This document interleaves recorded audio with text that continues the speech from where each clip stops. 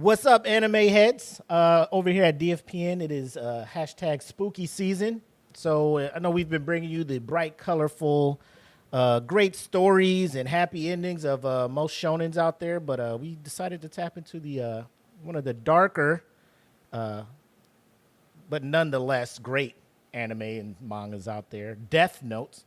And of course, I'm so happy to have the homie Jackie back with us. And from Queens of Nerdom, the game master for our Fallen Star campaign, my man EJ, a.k.a. Dr. Awesome. And he's been wanting to come on the show for a while.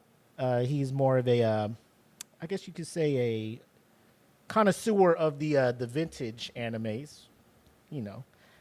So introduce yourself to the crew, man. First time on the show. Yeah, great to be here. Thanks for inviting me. Love anime, have forever. Since I was a little kid growing up in Hawaii, used to watch Robotech, Macross on in the morning cartoon. My morning cartoons were different than what a lot of they had in the States because you got to see anime. So I was like, watching Robotech, watching Guyver and stuff, and then I come to the States and the access wasn't there. Late '80s, early '90s. So a lot of that was I learned through VHS or eventually DVD, getting to see stuff. But now with the options that are out there, I love anime. I feel like some of the greatest stories I've come across have been via manga or anime, and it brings so many people together. I mean, so many different genres and people who are different scenes, but we can all chime in and comment on certain animes that we've seen that pretty much like Death Note, like bringing up tonight. That's one of those that if you're an anime fan, you've probably seen it or it's on your to-do list because it's one of those cornerstones, of anime. So just glad to be here. Thanks for having me. I'm ready to go. Yeah. And of course, Jackie's back after her hiatus, but a lot of life movements going on, work, family visiting, so 100% understood. But super stoked to have you back, homie. Yeah. I'm Welcome excited. back. Yeah, I can't wait. I've been waiting. It's been like a month and 2 weeks. I've been counting. Like, Busy. who's counting? I am. But without further ado, we'll bring in the intro, then we'll start talking about this amazing story. Yeah.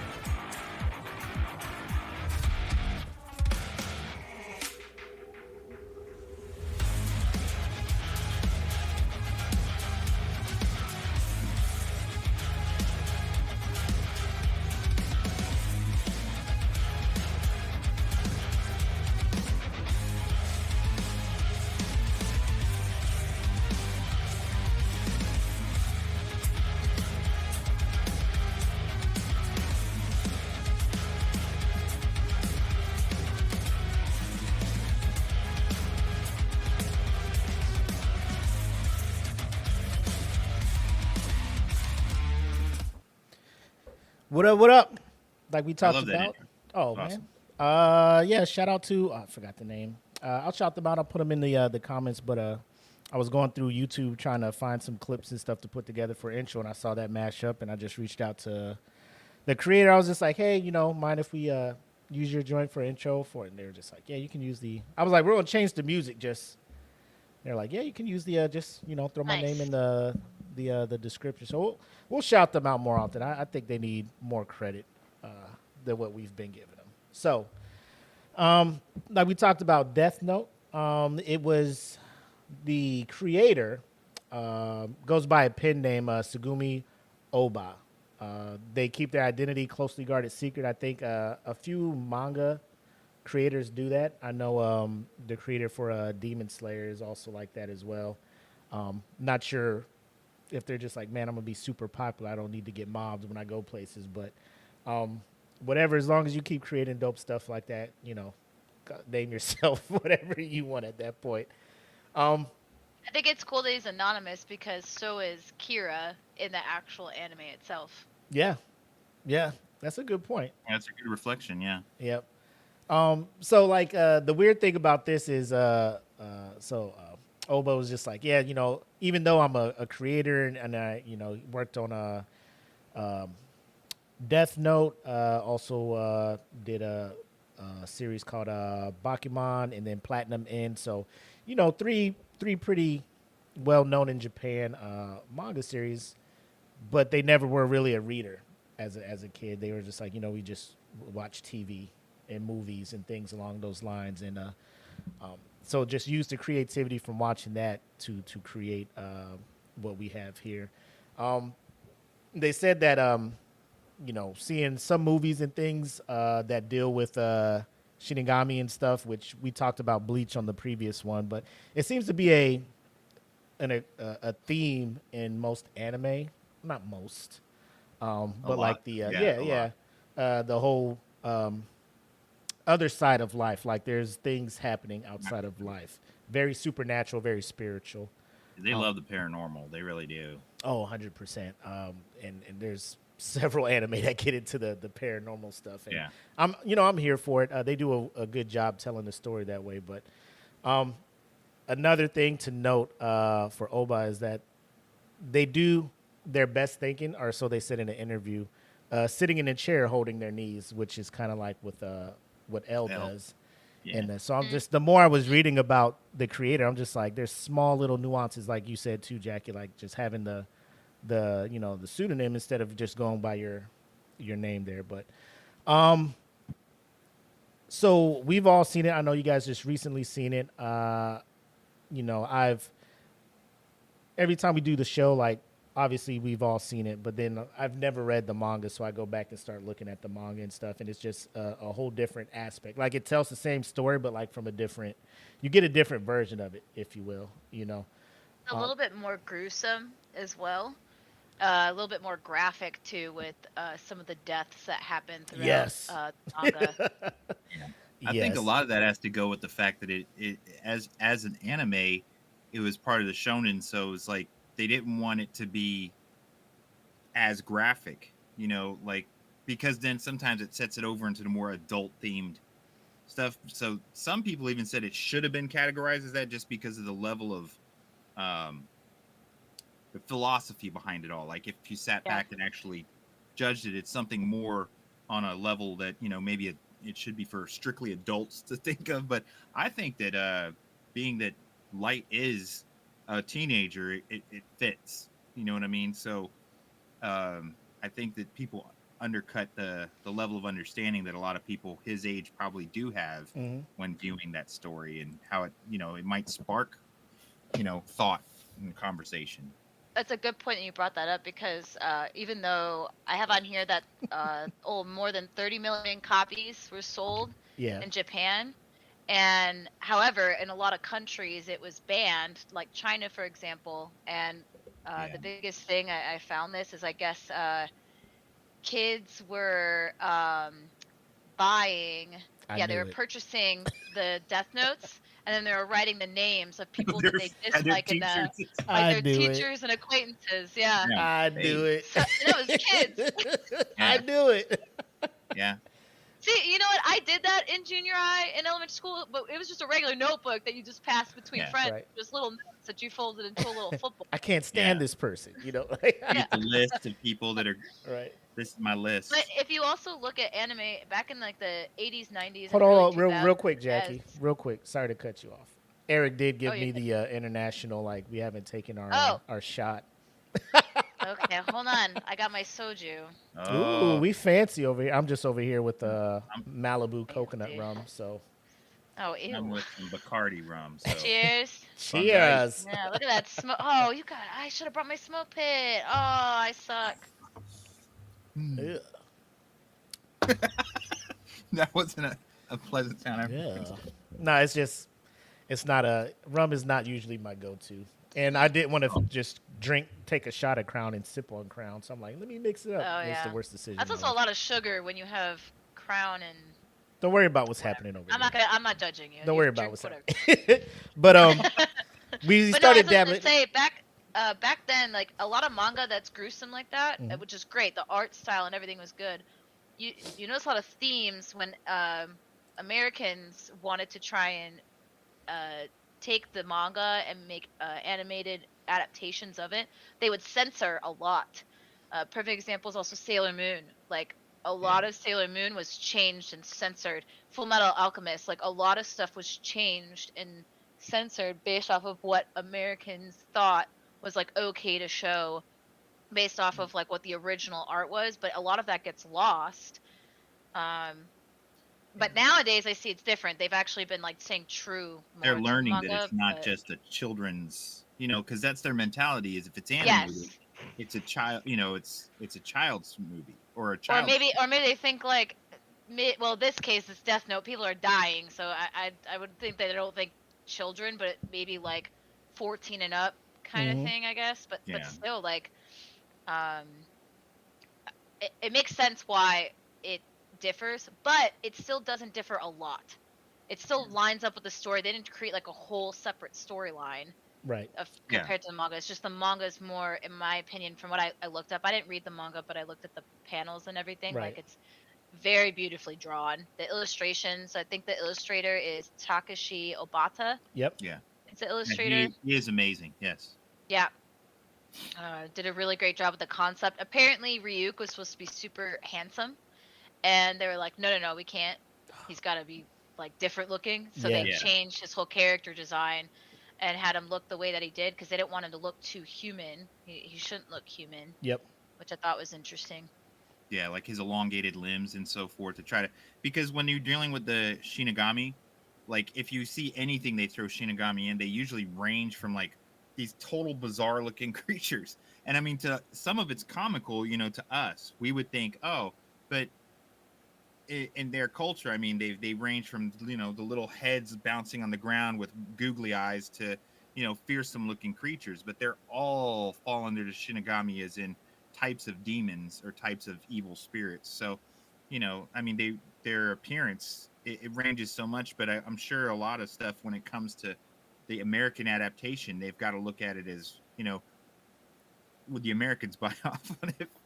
Ryuk look like, like a prince or something, like. Yeah. So Yes. before we super deep dive, let's go ahead and get into our segment, creating the manga.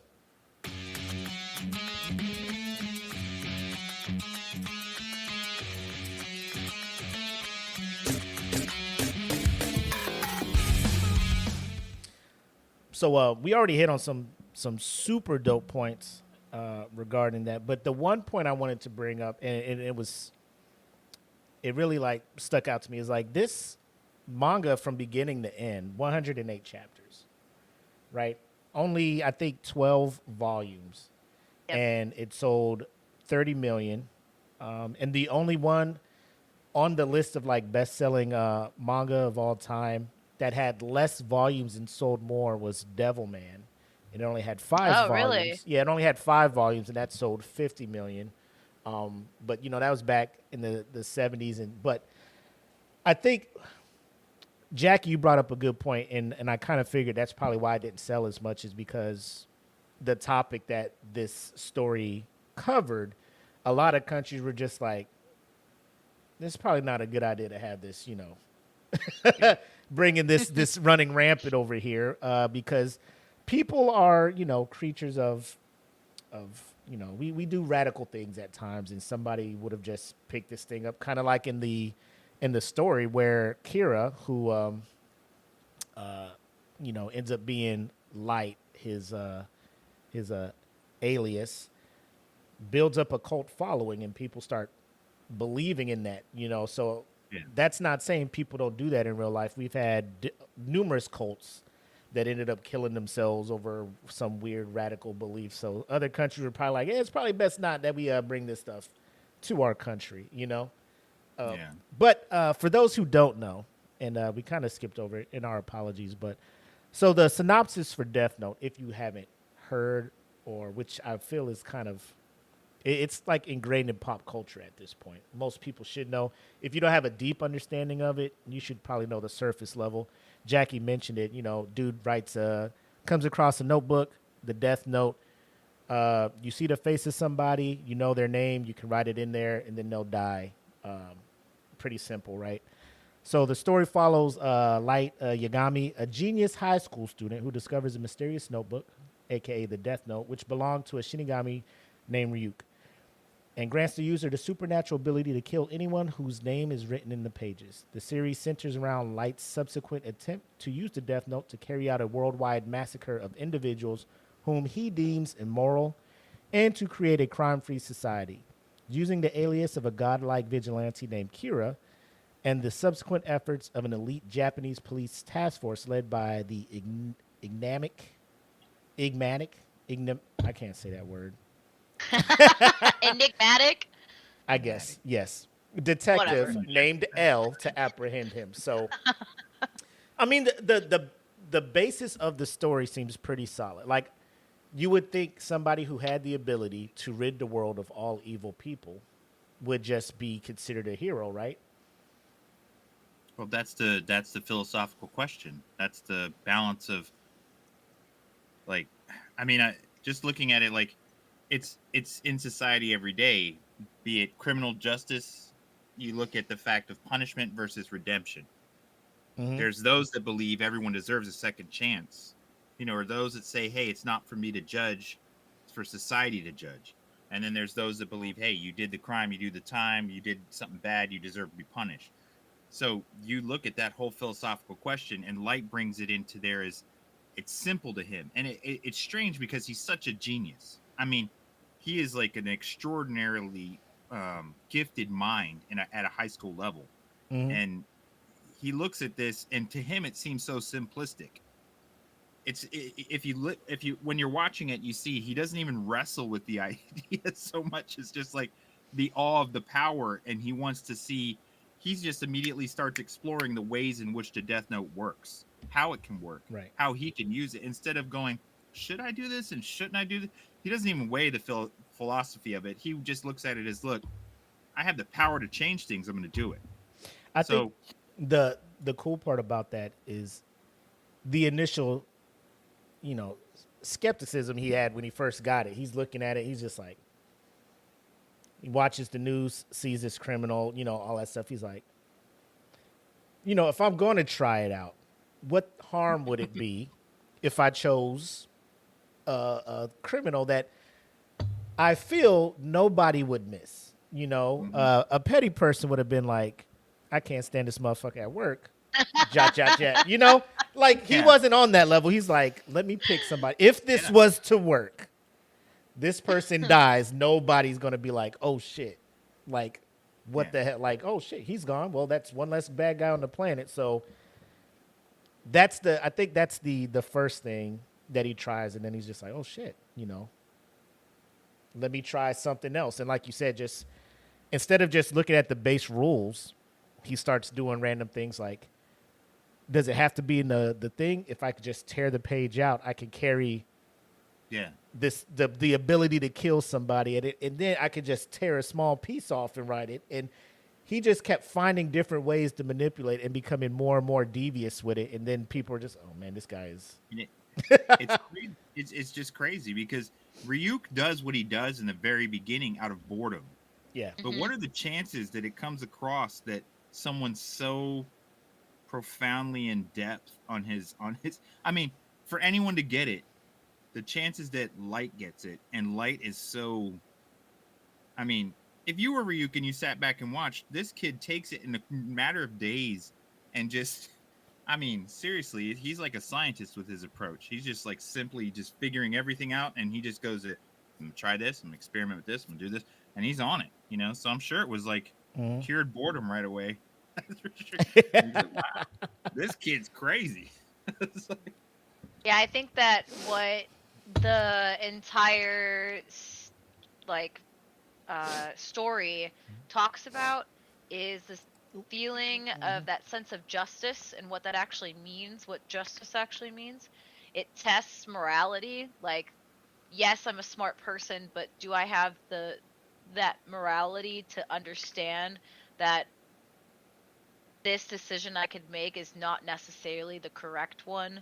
Vice, like doing the right thing, it raises questions about the nature of good and evil, and then the corrupting influence then of that power once you get it, which is what happens with light, and it shows it throughout the entire story about what happens when people realize they have the ability to make that judgment and decide what justice means to people who deserve it, and how corrupting that can be when you're put in that position to have that all that power. You could be someone as insignificant as, I don't want to say insignificant because it's bad to say. Right. Say Yeah. working at a grocery store. This is not, no offense to anyone that works at a grocery store.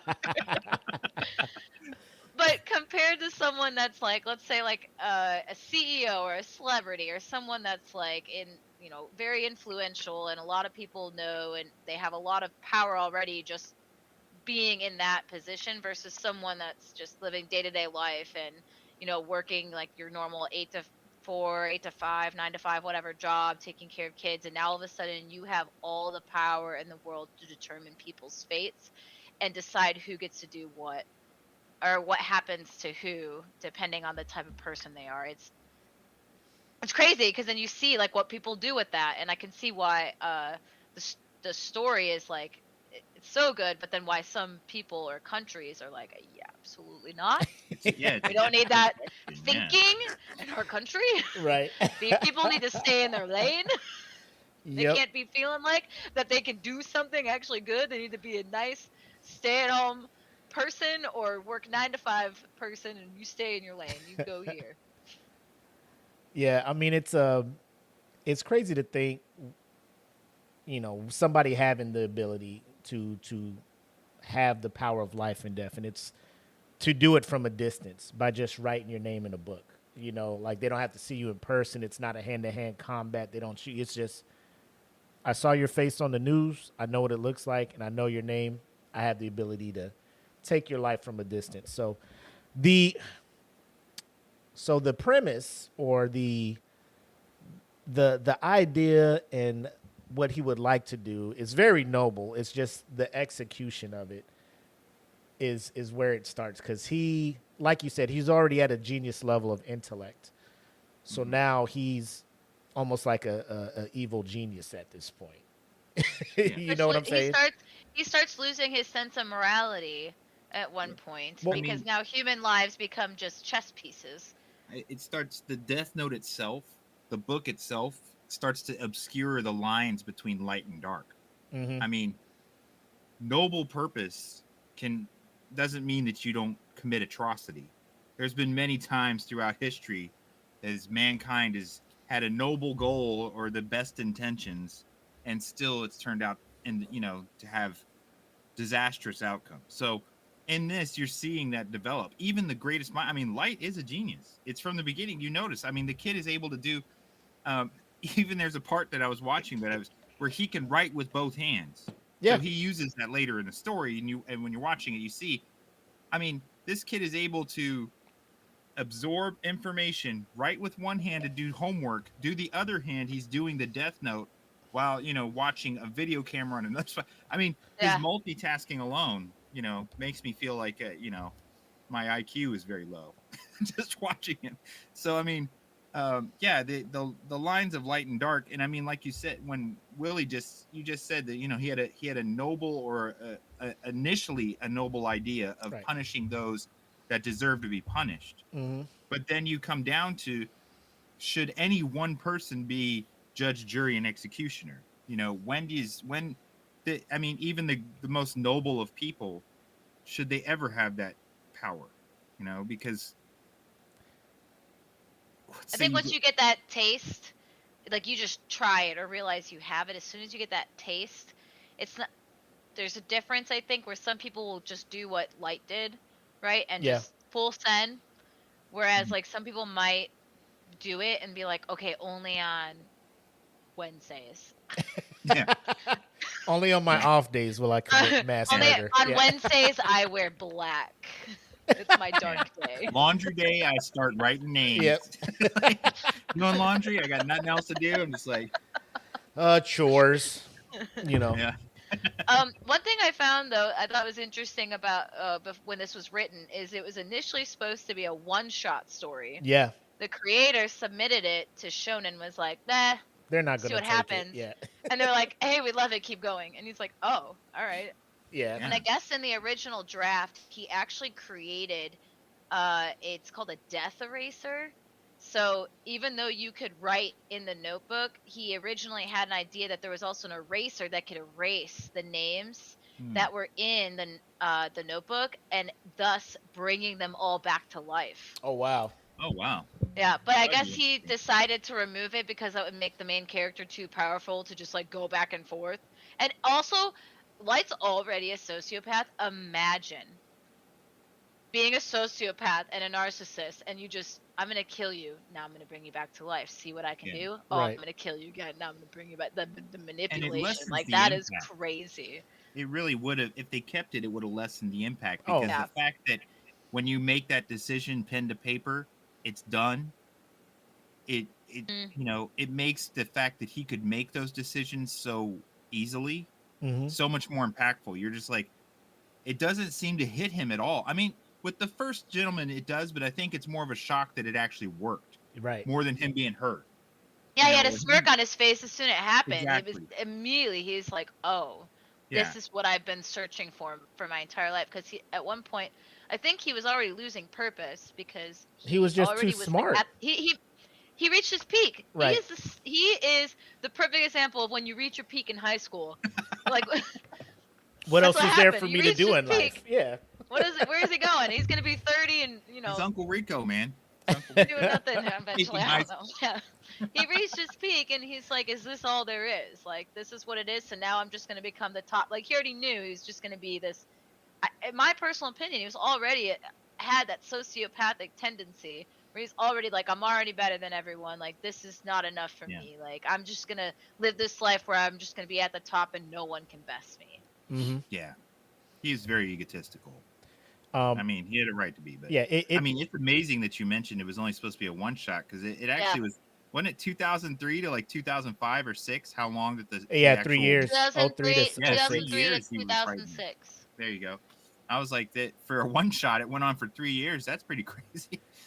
Well, I like that, and this is probably with most anime and most manga. Why I feel more drawn to watch that. People be like, "What shows are you watching?" And I'd rather watch that because, in some sort of way, it applies to Marvel and stuff, like, or just movies in general. They try to take books that have been like series novels, like 3, 4, 6 series of books, and try to put it in a 2-hour movie, and it doesn't hit the same. And people are just like, man, that movie flopped. What's wrong? Like, you tried to do too much, you know?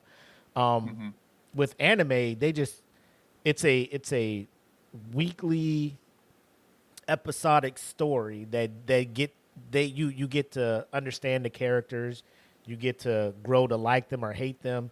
You see the intricacies between the protagonist and antagonist and stuff, and it becomes, you get attached to these characters, you get attached to the stories and things. When it comes to like most shows, you know, it's like one season of whatever, or like a big movie. So like a one shot just would have been, he finds the book and then all this stuff and then it ends, right? And you're just like, well, you know, things like that. You're like, man, that would have been dope if they would have drug it out. An example, an example that I like to tell people is the movie. What's that movie on Netflix? It had like Will Smith, and it was like in this fairy tale thing. Bright.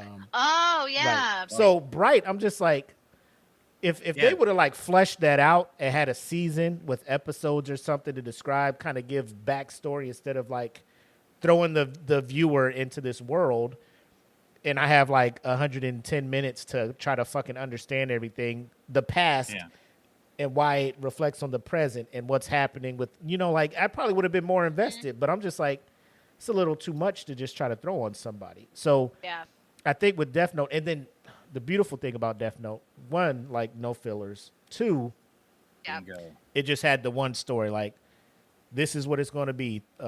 37 episodes anime wise, 108 chapters, manga Well, wise, and it's actually, done. they had some specials that were written, like one-offs in the manga. Like there was one where Ryuk apparently dressed up as Santa Uh-huh. and like asked Light if he liked Christmas. Yeah. So there was some of those like not fillers, but Right. at least like one-offs, which I think is nice that the creator at least did that Yeah. too. Um, But It's so popular. I mean, you have to throw your fans some side stories, I'm sure. But right. yeah, saying no is perfect perfect description of this. From episode 1 through, you don't have any episodes that are just there to fill gaps or we're gonna have the Thanksgiving special, or the trip down memory lane special, which all shows have, or the Right. or The the beach episode. uh, yeah, the Every switch anime bodies just episode, or any of those things they do, or they have to have like a time travel episode. yeah. They didn't do anything but follow this story. And another thing that I think was completely amazing with Death Note is the lack of action and combat does not take away from the intensity and suspense. I mean, you're glued for those episodes. You burn through episodes like that, and there doesn't have to be a single moment of combat. It's not like you're waiting. Like Dragon Ball Z builds up to that battle, or Bleach. There's going to be a confrontation. In this, it's a nonstop confrontation, but it's all in their mind. Mm-hmm. But it doesn't lack for that sense of thrilling adventure. You just you're following it the whole time, and you root for both sides while you're watching it. Yeah. You're like, oh man, how are they going to undo? How is he going to one up him on this one or outdo him? So the creator did a really good job of showcasing Light in a way that you couldn't hate him, but then also when they brought in all the other side characters, you also weren't annoyed or hated them either. If anything, you were more grateful to the addition or their addition and what they added to that story and the suspense and the thrilling parts, and especially like the antagonist, if you will, just how the balance to the main character and the back and forth and the relationship. And if you ever hear people talking about how like it was a page turner, like I could never put a book down, like I think that Death Note is one of those ones. If you had all 12 volumes, like you would just burn through them in like one night. Absolutely. Yep. So when it comes to that, I mean, like you talked about, Jackie sends the his pilot up to him, like, they're not gonna take this, like Weekly Shonen Jump is like, if you are a manga writer or illustrator or something, like if you get picked up by them, it's like big leagues, and there's a high likelihood that your property will get picked up into an animated adaptation and stuff. So I can understand Oba just being like, I'll submit it, but I'm not expecting much, right? So then it gets picked up.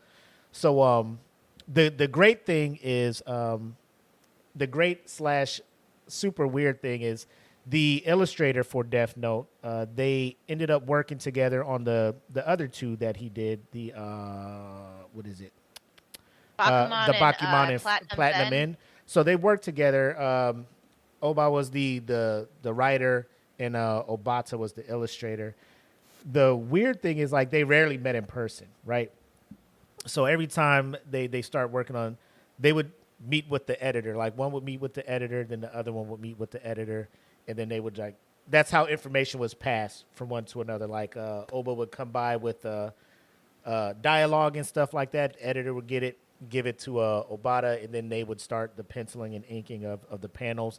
The one thing I do like, and I always feel like this leads to better mangas and better anime adaptation, if the anime sticks with the manga, is when the writer is just focused on the writing and you have that trust with the illustrator to just take what you're writing and put it into their visual, what they believe it to be, and you give them full range, is what Oba did for Obata.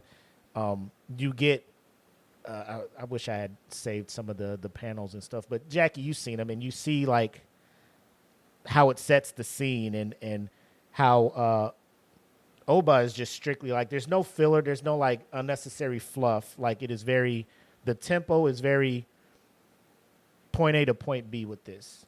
You know, there's nothing in between where the reader Yeah, kind it of gets doesn't bored. last a while where Yeah. you're just waiting and they're not talking for long periods of time. Like, Right. and yes, there is a lot of talking because they're going through their strategies. But even as they're doing that, it's still very like, holy shit! Like, how did he think of step 1 through freaking 8? And then, oh, by the way, the other one was also planning for steps 8 through 15. And oh, by the way, the other one was like waiting for step 16. So it's like listening to that, it's not boring and you're not like, oh my god, shut up, can you just get to the point? Yeah. So I Yeah. think that tempo is kind of what you said, Jackie, would have people page turner, because it's not like you get to a point in the story where you're just like, oh, this is a good time to take a break. It's just like, shit, what happens next? Shit, what happens next? You know, some of the best TV shows were like that. I know, like Lost had me like that when it first came out. I'm like, fuck, you know, back Game when of Thrones. back yeah. Game of Thrones is like that. I'm like, bro, like I got on Game of Thrones like season 3, so seasons 1, 2, I was able to binge those on T3 in Korea. I'm just like, bam, Oh, bam, yeah. bam, bam, bam. T3 binging. And then when you get up current, you're like, fuck, now I gotta wait a week, right? That's what Death Note was. Like, I'm just, man, this shit is, how's he gonna get out of this? Is he gonna get rid of it? Or is he gonna catch him? How is he getting, you know, it's just the suspense. And it's like you said, Eric, it's categorized as a shonen. But there's no like Yeah. there's no like superpowers, leveling up, fucking fireballs. It's just it's a game of wits, like a game of chess, and you're just like, is he going to get caught or not? Gripping. He's so close to getting caught. Oh, he knows. You know. I mean, when Light and L are actually meeting, and you know, L is like trying to figure out if Light is Kira, and Kira's or Light's just trying to make someone else seem like they're Kira. Right. And, Oh yeah. But at the same time, he's got to stick with L, and L is purposely pushing him, trying to provoke him. Yeah. You know, and I mean, there is no fight. There is no physical altercation, but right then you're so vested in that moment. You're like waiting, you're like waiting. Like, is Light going to try to kill L? L already knows, because L already told Light's dad, like, hey, if I'm dead next week, your son's, the man. Yeah. So there's I don't want to spoil it too much. There's some also like, what's that called? Realistic themes that were in Death Note with the relationship between L and Kira, or sorry, Light, and how they viewed each other, and for example, certain things of how L would talk to Light when they would have their interactions, Light talking to L, so on and so forth. Towards the end-ish, whatever, like some of the other stuff, like it was very somber as well. Mm-hmm. And sad too. Even it was, I don't know, it's just very, very. There's a lot of symbolism too between their relationship as well. I don't want to say it though, because no, we'll get to that though. We'll get to the area where we can. I do have a couple of fun facts that I thought was interesting. What's about Death Note is apparently, if you guys notice, some of the names in the show are really strange and weird. Like Ryuk, what is it? Saito, Mello, Nier, L, like all of it. Mm-hmm. And I guess the reason why is because Oba didn't want people to see their real names written in the notebook and perceive it as bad luck. So they didn't want to put like real names in there. And then Light writes somebody's real name, and they're just like, "Oh shit, I'm finna die." Yeah. Well, just like mentioned before, it's very supernaturally and paranormally charged community all throughout Japan. So they have a lot of beliefs and practices that are very steeped in superstition. You know, and then the two characters get introduced later, in the manga, in the show, in the story. The creators didn't like to use the idea that both of them could be like L's relative or children, because he couldn't imagine L having sex. I'm 100% on board with that. Yeah. That's a weird dude, man. Yeah. He's a weird dude. But I mean, I'm not gonna lie. I think I wouldn't like the story if it's too cliche that like if someone's he had kids succeed, you know, yeah, like, I'm oh, following my my kid's gotta father's succeed footstep. me, Yeah. you know, or now my kids get involved because they're like me. Like, yep. I just think that's a little too. I'm glad that they didn't go that route because that would have been too cliche. Yeah. But so this manga was so well received. So I think another thing is Obo was just like, you know, the genre, or you know, the market for manga at the time, there were very few suspense thriller type stories out there, so they swung and was just like, we'll just try to throw one out there and get some variety, and it picked up like wildfire. And of course, you know, once your manga starts doing well, it's time to get that anime adaptation going on. So our next segment, we'll be talking about the anime, which was directed by Tetsuro Araki, who did High School of the Dead, Attack on Titan seasons 1 through 3, and Carbonari of the Iron Fortress. Which, if you haven't seen that one, that's a pretty dope anime. That one's, I love that one. Okay. That one's so good. And then, yep. And then it was animated by Madhouse, who of course are legends in the game. Yu Yu Hakusho, Trigun, Paranoia Agent, Claymore, Parasite. Frieren. Oh man, Claymore's got some beautiful Hunter. Yep, One Punch Man. Lord. And more recently, Jackie, I think Jackie's pick for anime of the year, Frieren, right? Yep, there you go. So, ladies and gentlemen, let's get into the anime adaptation.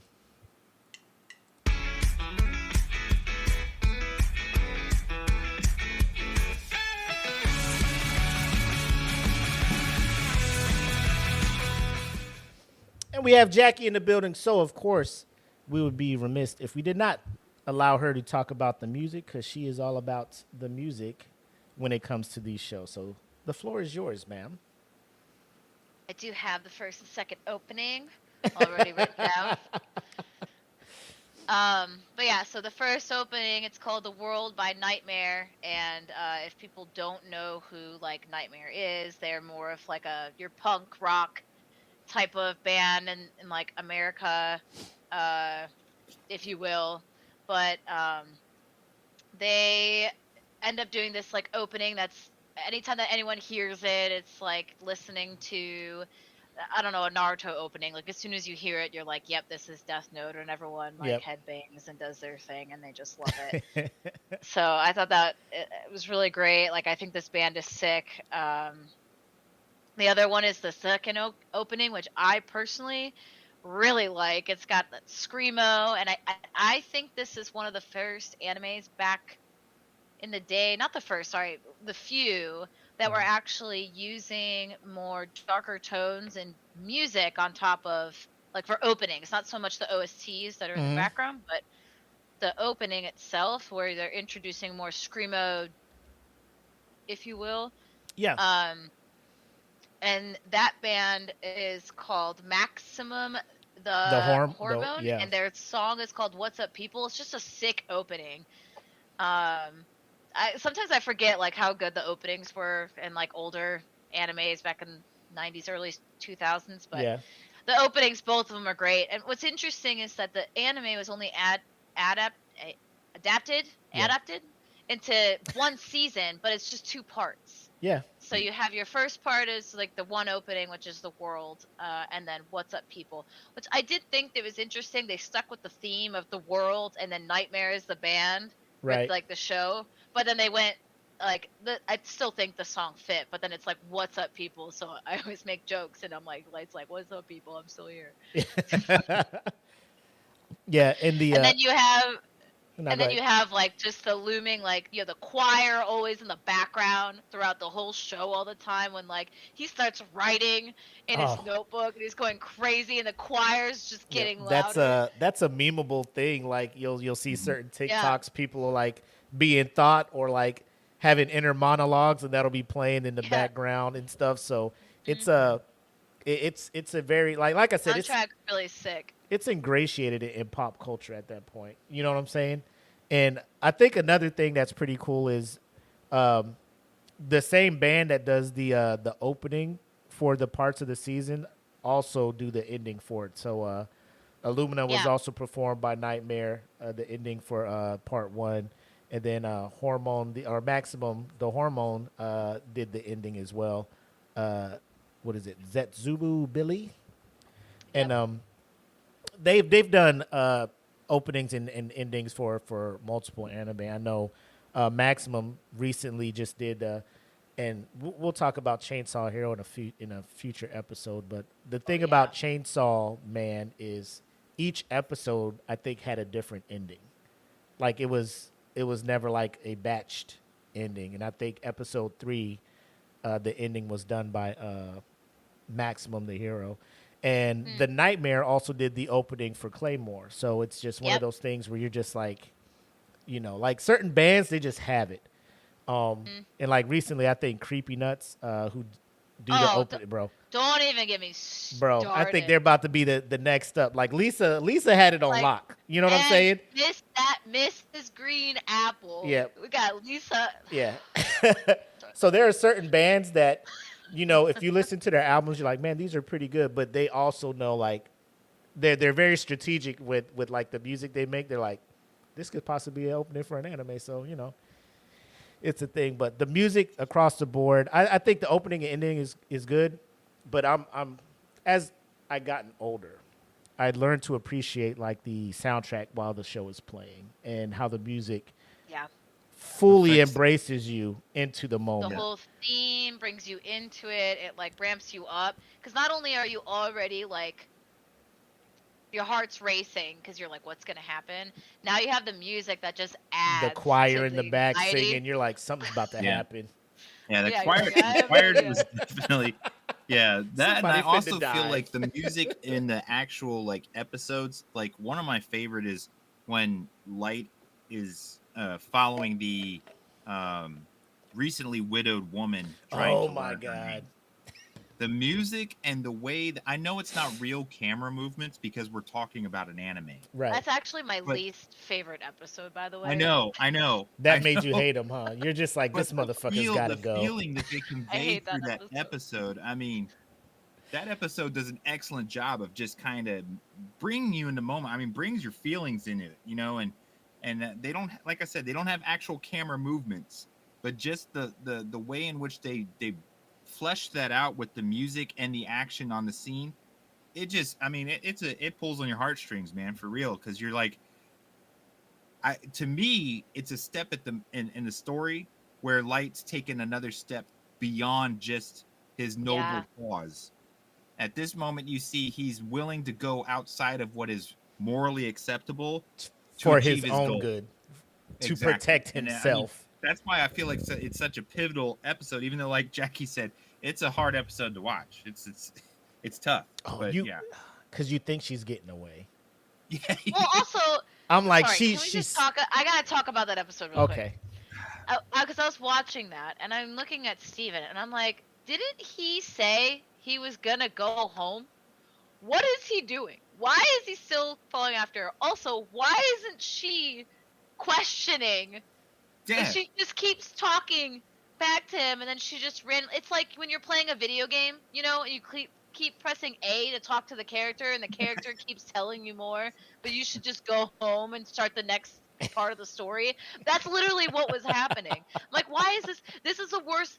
I don't like that episode. I don't like that part. I don't like that episode. I don't understand. It doesn't make sense. Everyone else was so suspicious of him. She's an FBI agent that apparently was able to figure out all this shit. But then he's being super suspicious, following her, keeps asking her questions and trying to redirect her attention. Well, but I put all that to the point where, her husband, I mean, she's like in a vulnerable spot, very emotional. She's hurt.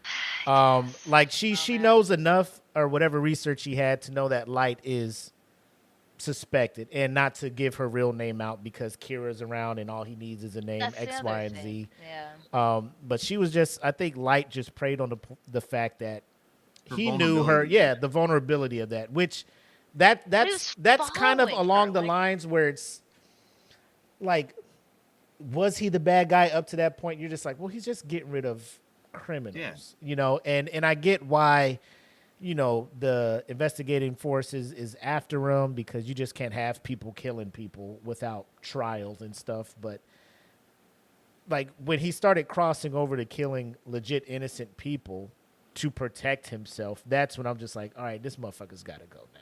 Yeah. You know, like I was on the fence with you, like, cause I get what you're trying to do, but yeah, I feel like she was initially, I think she was hurt, but I felt like she was smart and experienced enough to where she thought that she could get enough information too by talking back to him. She's still trying to figure out. Oh, she's trying to get information too. Okay. So she wants to know, but at that moment, she's not at her full capacity because she is dealing with the loss. So I think that her want to catch him and overshot her ability at the moment because she was easier to prey upon at that moment. But it's still rough. I mean, sorry to go back to the morality point. I actually would argue that the 7th episode, which is before everything about her, is when he started losing his morality, because when that spokesperson for L went on and it was, he didn't know, right, that it was actual convict, you know, and then he was like, gonna kill him. Yeah. That was not. That is like, damn, dude, he's just gonna do whatever he needs to do at this point. They're on to me. Whoop. Yeah. They're on to me. Like with the wife, it was kind of unnecessary because, like, she was walking away. She was going to go to the police station and say, like, this is everything I know, which that was evidence that whole entire team didn't have yet.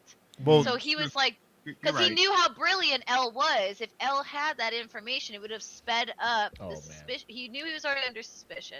It would have sped up the timeline, if you will, of like when it would have figured it out, and it would have been, we would have been talking about a whole different anime right now. Yeah, true. Bro, the visual of her walking away and then the stairs leading up to the gallows and Light with his fucking I won. Like, bro, every time he had an episode where he just had that smirk, like, I got away with it again. I'm just like, damn you, Light. You know, it's just like, God damn it.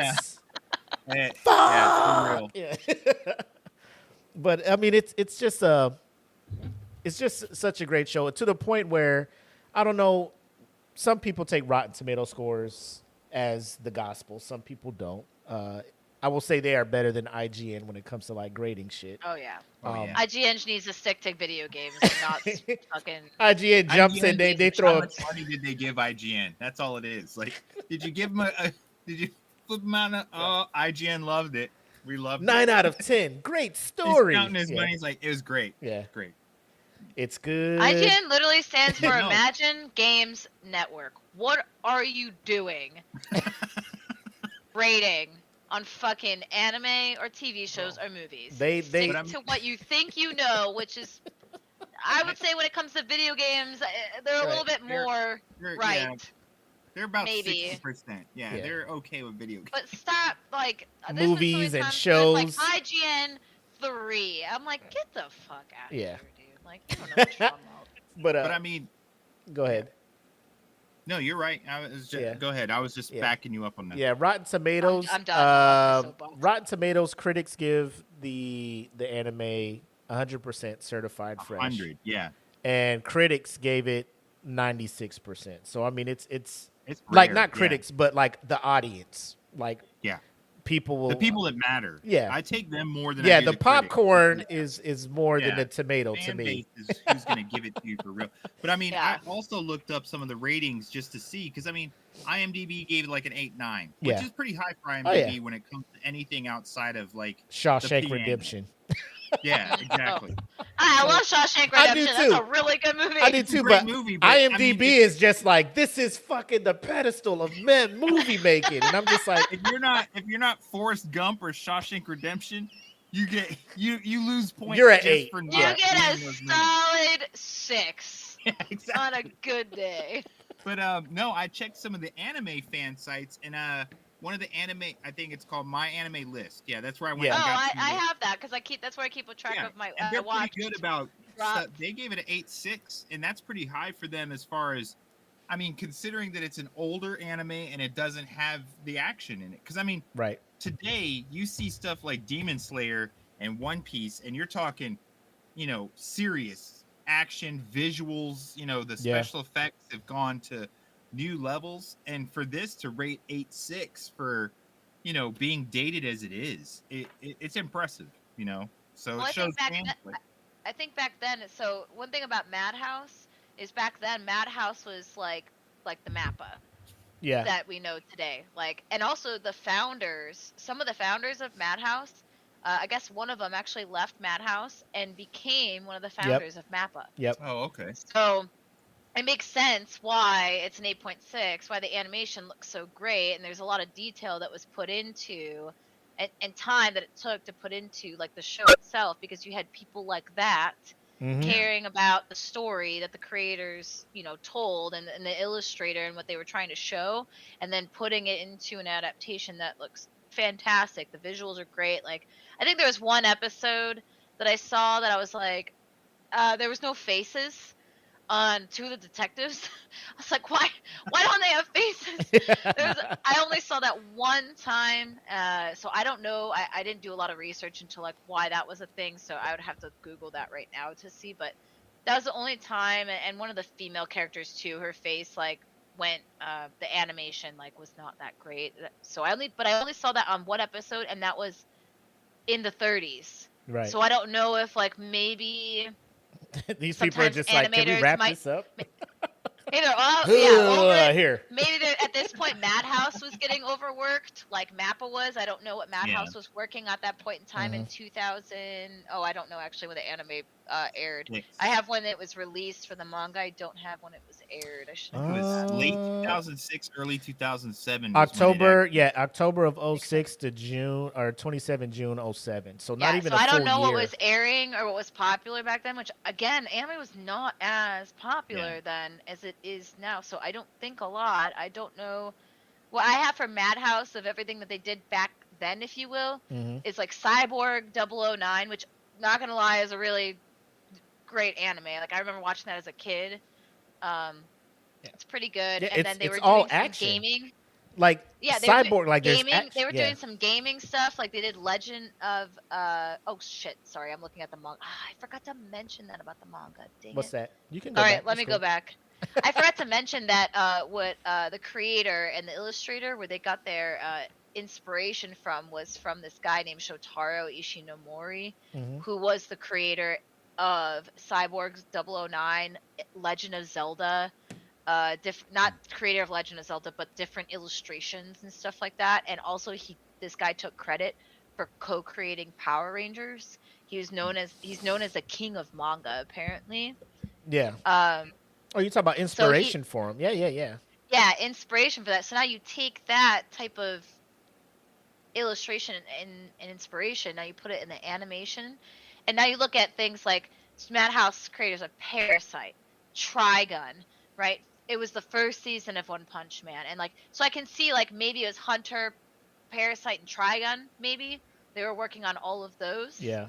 Maybe Overlord, because Overlord I think is also that's another one that's Madhouse is doing. An older one, whereas Frieren and Hunter, also Hunter was the second adaptation, so I think that's the newer, not the old, and I don't think that came out till 2012-ish. Right. For the newer part of that, so yeah, I don't know why the animation style went down a little bit in that one episode. I have no idea. I didn't really care because it was just that one time that I thought was weird. But other than that, you look at how beautifully it's drawn and how it was animated, it makes sense why still to this day it's still an 8.6, and why it is I think, in my personal opinion, from a lot of people I talk to, it's in a lot of people's top 10, if not top 20. Yeah. Top 10. Yeesh. Yeah. I mean, I can see it. You just got to have that one psychological thriller, because I mean, some people have, I know a lot of people aren't fans of Paranoia Agent, I came across it when Adult Swim was playing. Like Adult Swim was putting me on all the like. Once midnight happened, Adult Swim was like, "Here's the wild ass anime." You know what I'm saying? Like, here's some this kid on rollerblades. They were doing that. I was like 10 years old, so I had bedtime. So bro, it was they were putting some shit out there. I'm just like, yo, this kid on rollerblades walking around just beating people with this fucking bat. Like, what the fuck is going on out here? But no, it's like a lot of things where you're just. It goes from like Bleach or Dragon Balls or, Inuyasha. You're just like, man, this shit is awesome. And then it's just some wild ass psychological shit, Parasite or something like that, where, it's just, I love what the Parasite. fuck is going on out here? Like, what is happening Parasite, here? but we can talk about Parasite offline. The animation, not the animation, just the talk offline. We'll talk offline. Some of the characters I'm not a fucking fan of. Yeah. But have you seen the Netflix adaptation of it though?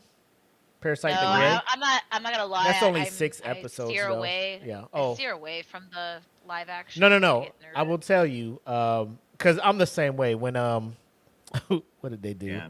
They fucked. No. They fucked around and did Bleach.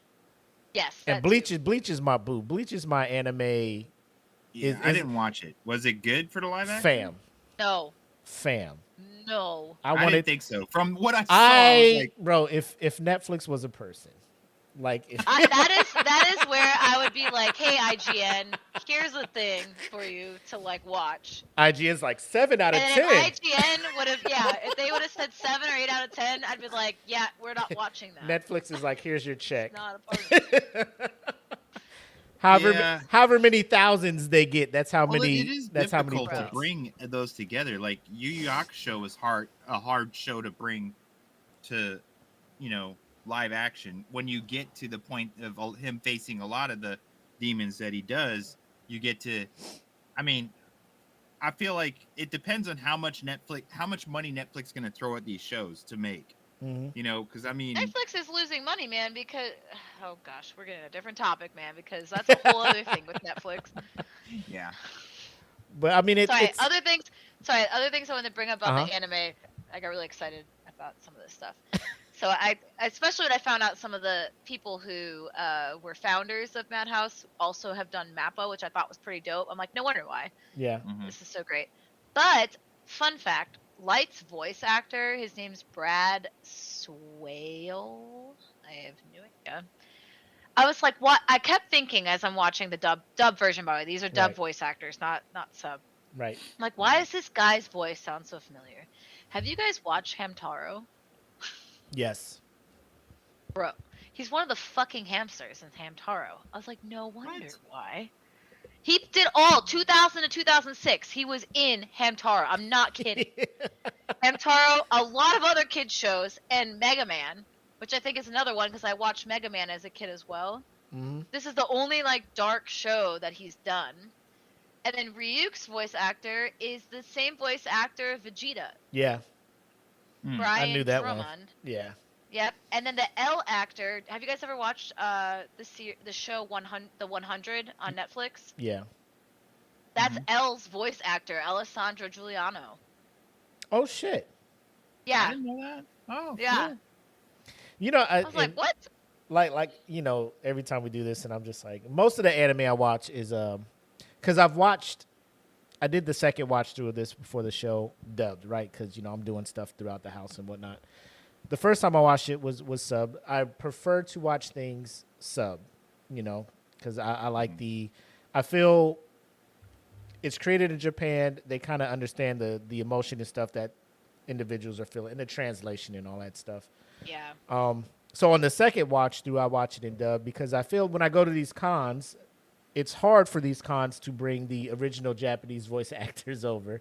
So it'll be people like, hey, stand in line and get an autograph from the person that does the voice of Luffy, Erica Schroeder. And I'm just like, yeah, cool. If I watched it in dub, I'd be like, hella like, yeah, sign my shit. But, I watch it in sub. So I want to say I like your work, but I haven't really seen your work. So I'm trying to go back, because like I'm watching One Piece now. I'm watching One Piece now, and it's in sub and stuff. And people are just like, people are just like, awful. People are just like the dub is. People are saying the dub is solid. People are telling me I Really? can watch the dub, and I'm just Maybe like, now. I don't know. Maybe now. But if you listen to the first no, the older 300 shit, bro. The older episodes, shit, I can't do dude, the the dub bro. was I awful. tried listening to Absolutely the god dub. I'm awful. just like, Luffy, shut the fuck up. You know, Yes, it's like listening to fucking It can really Goku. It's kill it. like It really listening to does. sub Goku and Dragon Ball Z. It's right. like, dude, I That's what cannot I do mean. this. Some of those can really kill it so bad. It's like it makes you not even interested in the hero because you're like, I just want him to stop talking. I really did. Just whatever Yeah, to make tough. him stop talking. The main character, when Someone you punch want him the in main face. character to not speak, Yeah, it's that bad. speaks volumes about It's, it. it's Who just, every that's time we do Who anime, did- Black it's funny because every Clover. time we do anime, we always, yep, Black Clover. I was just about to bring it up. Every time we talk about this, me and fucking Willie are like Black Clover, dude. It's so Because people bad. listen, people try to, you know, we're totally not even on Death Note. But real quick, when I bring Yeah. up Black Clover and voice acting when it comes to main character, people are just like, well, Naruto his voice is annoying too. I'm just like, bro, get all the way the fuck up out of here. Like Different.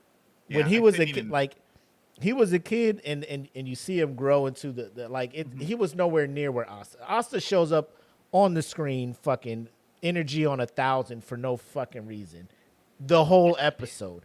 Even when there's times like when he fights and he doesn't talk, I'm like, bro, this shit is dope. But like, Yeah. that's not all the time. He's talking Yeah. and he's doing doing 9,000 push-ups and shit. I'm just like, it's So bad. it's not a good look. But yeah, that's just me and Jackie's.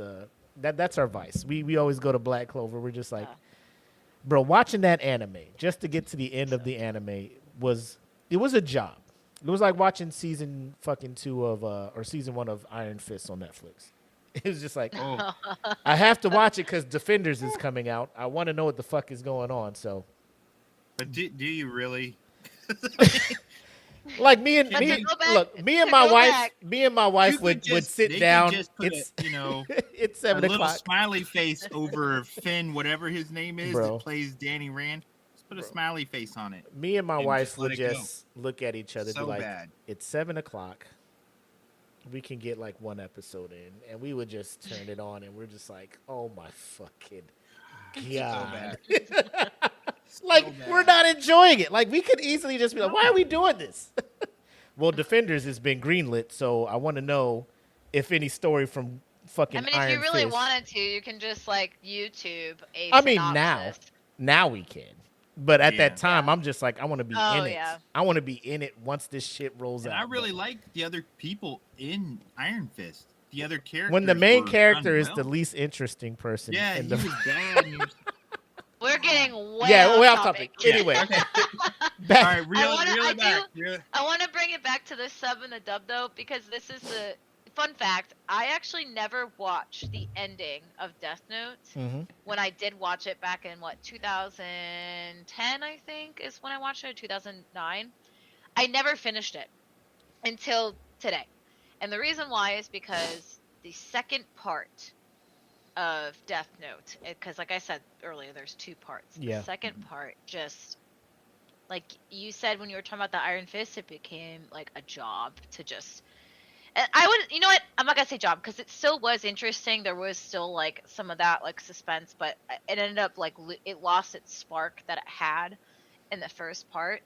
And I think I just dropped it because I was like, I can't do this. This is not fun anymore, or it's Mhm. not as interesting. I'll just come back to it a week later, and then I just never did. So I finally watched the end of it, but while I was watching it, I kept switching back and forth between the dub and the sub just to see like when new characters would show up, what their voice sounded like compared to the dub. And everyone's pretty much sounded the same. I will say that the dub version of Light sounds so condescending. It's insane. It's just so Yeah. like, man, let me Such a- mansplain to you how to do this job and what I think. And then when, without spoiling it, at one point, there's genuine parts, like absolute genuine parts of Light. The switch that the dub actor was able to do that actually makes it sound like, or show like, dude, this dude's genuine. He's not a sociopath right now. Is like, I thought was great. I thought it was fantastic voice acting, personally. But Ryuk's voice actor in the sub compared to the dub, Yeah. I did not like sub Ryuk compared to Dub dub Ryuk. Ryuk. Yep. I did not. I prefer dub Ryuk over sub. Well, in the dub Ryuk is a little more grumbly and dark, right? Like yes, in the Yeah. sub he's more high pitched. It's kind of like Goku. Like we keep going back to he's Goku. a little more Goku. comedic almost in his voice in the sub. Yeah. But I mean I don't know. His character is very complex too. If you just Well, his character is funny too. He's just bored. He's bored. He's tired of the Shinigami world where it's like, what are they doing? Which, sorry, another part to add. I love Death Note. I think Death Note was great. Obviously, as we talked about. I kind of wish what they would have done in the second part is delve in deeper into the Shinigami world itself a little bit more, and like, kind of how did this become a thing? You can do that in 12 episodes. You really can. And that's the thing. Talk about what do they call him? The Death Note, the Death Note God, or like I forget what his name is. Like, he's the one who's like in charge of overtop. Yeah. The rules, the Shinigami, the notes, and all that stuff. Which they don't ever explain that in the manga or even in the anime. It's just this person exists. They leave it open, and I think you're absolutely right. It would be 1,000 times better to have had even just an extra 4 or 5 episodes to delve into Ryuk and Rem's what their world is like. How did they become, or how do you become a Shinigami? How did Death Note become a thing? Like, where did it stem from, or was it always a thing? Fine, sure, you can let it be that, but like I think if they would have done that a little bit more. Yeah. You don't really ever see Ryuk and or any of the other Shinigami, Rem, anyone, how they go about their day with their Death Note. You know what I mean? Like, what was Ryuk doing with the Death Note before he just decided, hey, let's see what happens if I do? You know, well, they explain it is that what they do with their lives as Shinigami is it's boring. They just, which maybe that's what the creator is trying to get at, and why he didn't want to go and dive into it is because it's just this pointless life of like just sitting there. And you at first are really passionate about your job, and that's just writing names, right? And then eventually Ryuk or some Shinigami get bored of that, and it's like, let me go see what the human world has to offer for a little bit until I go back to like my world. But I think it would have been interesting, at least, like, you don't have to expand on it. You have to create a whole nother season. I think it would have just been interesting to expand on that a little bit more. And then how you get to the ending that it got to, right? Because it was already foreshadowed in the beginning of what could or couldn't happen. And that ultimately maybe that still happens, but and the person that did it too still happens, but like, I don't know. I think that would have been nice. And then also, I didn't like in the second part, and I'm getting in. I know I'm not trying to spoil everything, but just for people to understand that when they watch the anime, and then when they read the manga, even when they read the manga, it is a totally different dynamic, and it gets a little bit different. It's not to dissuade people from watching, because you still should, and it's still great. But just to prepare yourself that it does take a different type of tone, and the relationships are different. And I also didn't. I also thought that not only did the relationship between Light and some important people fade, but even between him and Ryuk, it was barely there. Like, you would get maybe 30 seconds in an episode. I don't know how the manga is, because I didn't read the manga, so I don't know how often their interactions still were. But in the anime, it was almost like he was just hey, I'm here, observing now. Yeah. Well, I mean, I know that Ryuk does have he's more prevalent in the very beginning, because he's kind of laying down the basis with Light, and it you know, in a way, he kind of just tells you how everything's going to go in an abstract description of what it is to take on the Death Note. He tells him basically everything he tells him in the beginning, and he recaps it in the end. So he's like, Yeah. I'm just here for the laughs and the apples, yo. It's like if Ryuk could go find an orchard, he might have never Bro, shown. 100%. My man is like He these. is that typical white girl during Yeah. fall. He's Yo, like, where these- the fuck is my apple tree? Yo. apple spice, apple. Yeah. First of all, real quick, apple is the more superior flavor of the autumn season than pumpkin. Oh, I That's just my disagree. choice. This one. Apple is the superior fall flavor. But We can argue about this later. Bro, you got to go to the apple orchard with us, man. But I will For real. say, overall, like the property, everything that is Death Note. I mean, it, like I said, 37 episodes in Japan, ran from 4 October 06 to 27 June 07. So for an entire anime to have its run in less than a year, lets you know that one, the writer was straight to the point, didn't want any fluff. This is my story, and then we're done. And to have the balls to really end it and not try to continue it and do any extra. So I know we're talking about it'd have been nice to have, more in-depth story of the Shinigami world and this, that, and the third. But for a writer to just fully be cool to pull the chalks and be like, that's it. Because I feel a lot of these writers are forced to Add on more seasons and just put in stuff just to continue. yeah. So the it plot just takes or away whatever. their intended creativity. Like, this is when I wanted to end the story. But because it's making money, people are just like, if you do another season and then it's could. yeah, and you're just like, You'll fuck. you'll have to let me know when you're gonna be ready to talk about spoilers, because I'd be interested to know something. Oh, real quick. We'll get there real quick. But another thing I wanted to say is like the groundbreaking thing that this anime did is while it was airing in Japan, Viz Media had the license to allow U.S. members to download, to own or download to rent the same week. So like an episode would drop in Japan, you would be able to download through, I forget the company. So it was actually the first. Viz Media did that? Viz Media, yep. So it was actually the crazy. first simulcast over Almost, here yeah. in the States yeah. where you would have to go and download Because it. Crunchyroll was not a thing. Not in Funimation. yeah. Was Funimation a thing back then? Not 06, 07, no. Yeah. Yeah. So back then yeah. I was pirating everything, so. Oh, fuck. Pirate Bay, bro, for life. I was a kid. I was Or so like, I've heard. Look this up. Or so I heard. So I've heard Pirate Bay was where to go. BitTorrents and all that stuff. But I thought that was crazy that they tapped into that, and it still took as long as it did for things like Crunchyroll, Funimation, High Dive, things like that to kick in.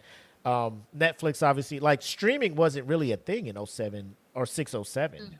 So for it to be as popular as it was over here, and then Viz Media knowing that there was an audience for that here in the States, that people are willing to buy to either download it to own or download it to rent to watch it instead of waiting for it to be released DVD-wise over here in the States, which most anime were. I thought that was pretty groundbreaking, and I thought that would have opened the door sooner for more anime to be, I guess, disseminated that way here in the States. While. Yeah. But no, like overall, like 3 live action films, which don't watch them. TV drama. Yep. There's a musical. Did you know there's a musical? I did. There was a musical for Bleach as well. I'm just like, bro, Japan, y'all love y'all shit, bro. Like, I'm just, y'all come up with some shit. Y'all like, hey, we got musicals. We got 3 movies coming out. We got a live action drama. We gonna sell this shit to Netflix. I'm just not gonna lie, bro, I would love to watch the musical just to see any anime musical. If it comes I through, need subtitles. Like, can they just put them up on the screen? I'm just here for the music. Wow, I can't even imagine how a musical would go for that. I'm just here for the I imagine music. it's gonna be a lot of comedy, Like an I opera? think on Ryuk's side, maybe. Oh, maybe it's more. I have no idea. I would think it'd be more of an opera. Actually, I'm interested. I'm gonna Google it. It got to be like an opera. Because I mean, there's, I can't see Death Note on Broadway. You know what I'm saying? Ryuk Everybody's comes just out, you're clapping just like, and snapping, and people dying all over the place. Like, hey, what the? Ryuk's got a little cane, he's spinning. Yeah. You know? So it's real, and it's them. There's like different. Sorry, I'm like reading this as I'm thinking out loud. So he sings a song called "Where Is the Justice," and then 2 Shinigami then I don't like it already. we'll talk about they'll sing Gods of Death or They're Only Human. There's like so many. There's different ones, and they go through all their performance. So it's supposed to be like a drama type of thing. Like I think of like Shakespeare, if you will, like type of drama musical. And when I think of musical, I think it's wrong to call it a musical. Maybe it's more of a play. Yeah. Maybe. Yeah, I could buy off on a play, but yeah. Where's the Justice apparently is in Change the World is done twice, and there's an Act 1 and an Act 2. It's a play. It's a Broadway thing. Oh, not so much a it is a musical. broad. That's what it is. I think that's somebody- the better way to put it. It's a Broadway. It's a play. It's not so much a musical. That's like more fun. I think it's just more like there's probably more choir-ish type of singing when they're talking about whatever it is that they're doing, show and whatever. Before we get into the point and warn people that spoilers are afoot, have you guys tried watching the Netflix series? No. The Netflix movie? No, it was a No, it was there's a a movie. series. No, it was a movie. You're right. It was a Death Note Oh. movie. The movie was Yeah. I watched that. Unfortunately, I can't get those hours back of my life. It was so bad. Yeah, I heard I it mean, wasn't they had good. Lakeith That's why I didn't Sanford. watch I'm it. like, Lakeith is in exactly it. what Okay. Billy said. They put 37 episodes into a 2-hour movie, and it makes no sense. And you're just like, it's awful. Jackie, it's Really. Full Metal Alchemist. I won't You watch got it. all of those episodes, all those chapters of manga. They're just like Listen, I watched 110 the trailer, minutes. and that's all. I just needed the trailer. I watched the Bleach. trailer. You got fucking 378 chapter, 120 minutes to tell this fucking arc. Like, stop doing What? that. Yeah. That's the other thing is that people are trying to take. It's not like a book, dude. It is Mm-mm. booksa. Yeah. Like Yeah. you cannot take like just this whole thing and put it into one thing. Right. You can't do that. I don't know why they keep doing it. I don't understand why. It's very frustrating. It's very annoying. The only times you've ever seen anything like that work out is stuff like, okay, I have to give it for source material to the big screen or to a movie. Yeah. You probably cornered the market when you had like Lord of the Rings and stuff.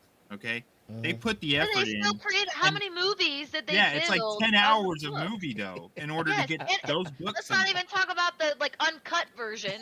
But Or the editors, or the editors, whatever. Like that. I mean, and your that's 5 hours of your life is that fucking book.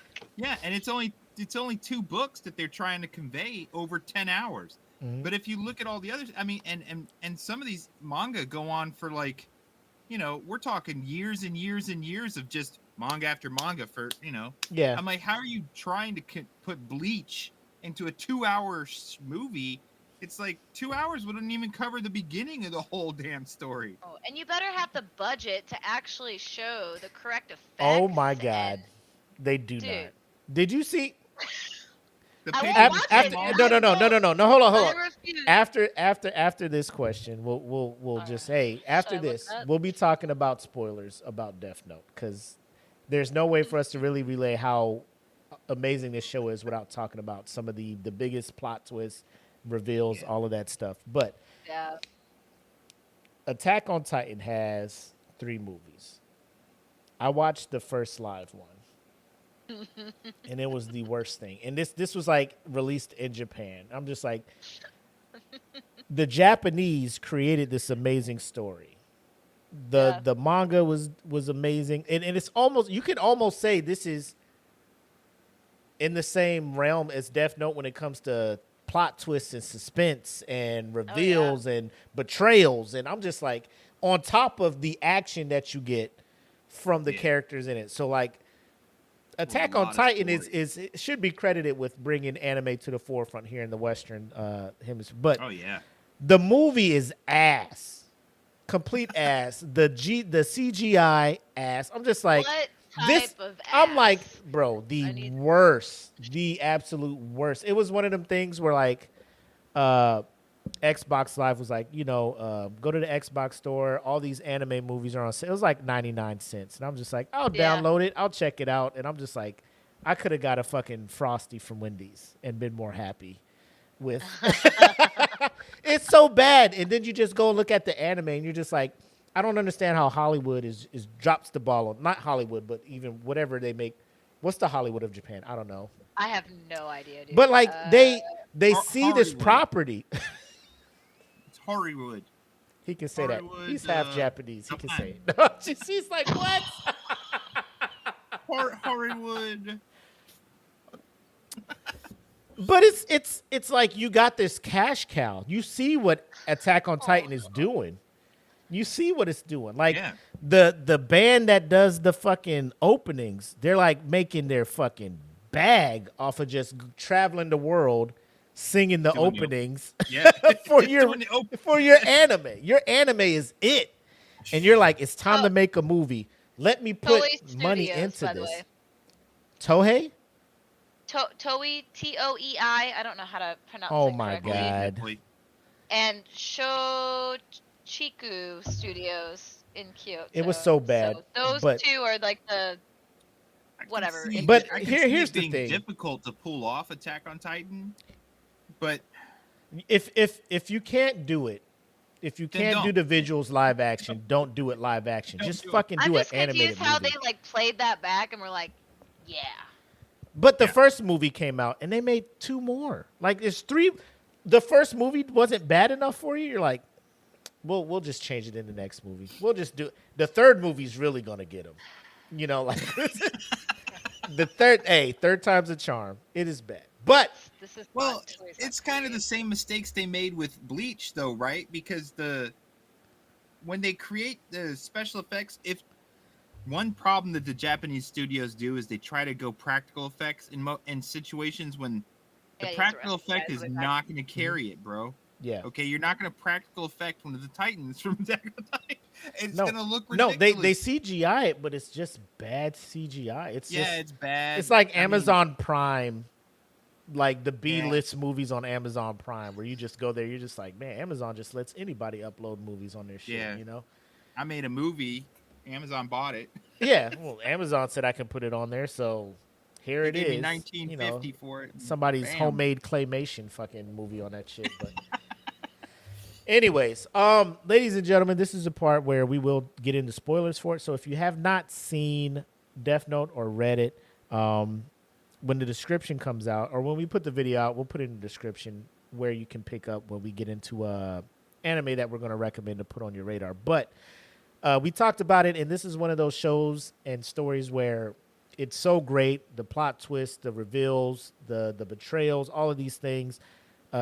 There's no way we could have all 3 of us talked about this show and not got into spoilers. So if you have not seen it, we will take no harm, no offense in you bowing out and checking us out after we edit the video for you guys. But we about to talk about Death Note. If you've seen it, feel free to dabble and join the conversation. But the floor is open now for spoilers. So I don't know which one of you 2 want to get into it first.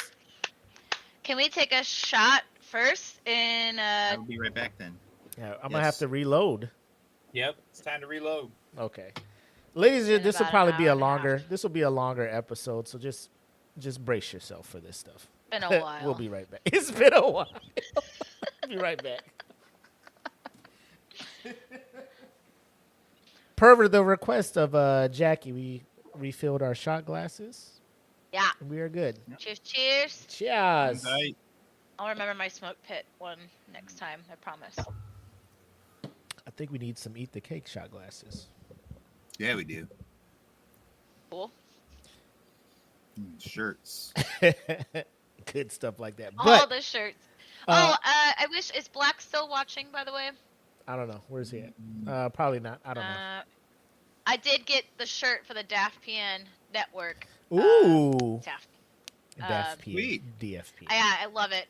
DFPN, nice. Thank you. I don't know why I said DAF. I think I'm thinking of, what is, you know what I'm thinking? Yeah. Nerd. Jesus. Yeah, I got it in the mail. I forgot to tell you guys. I got so excited. I forgot to text you. I was just so excited I got the shirt, and then I moved on. I have ADHD. What do you want from me? All right. So, spoiler time. Spoilers. I know you were fighting them, Jackie. What you want to talk about? Tough. There's so many. I won't go first. You guys. All right. I'll Whitley, you I'll go I'll, first. I'll break the ice on this. 37 episodes anime wise. I would say probably the last 10 episodes or so. So spoiler alert, like I said, you have Light, who's the one with the Death Note, L, who comes onto the Japanese task force to find him.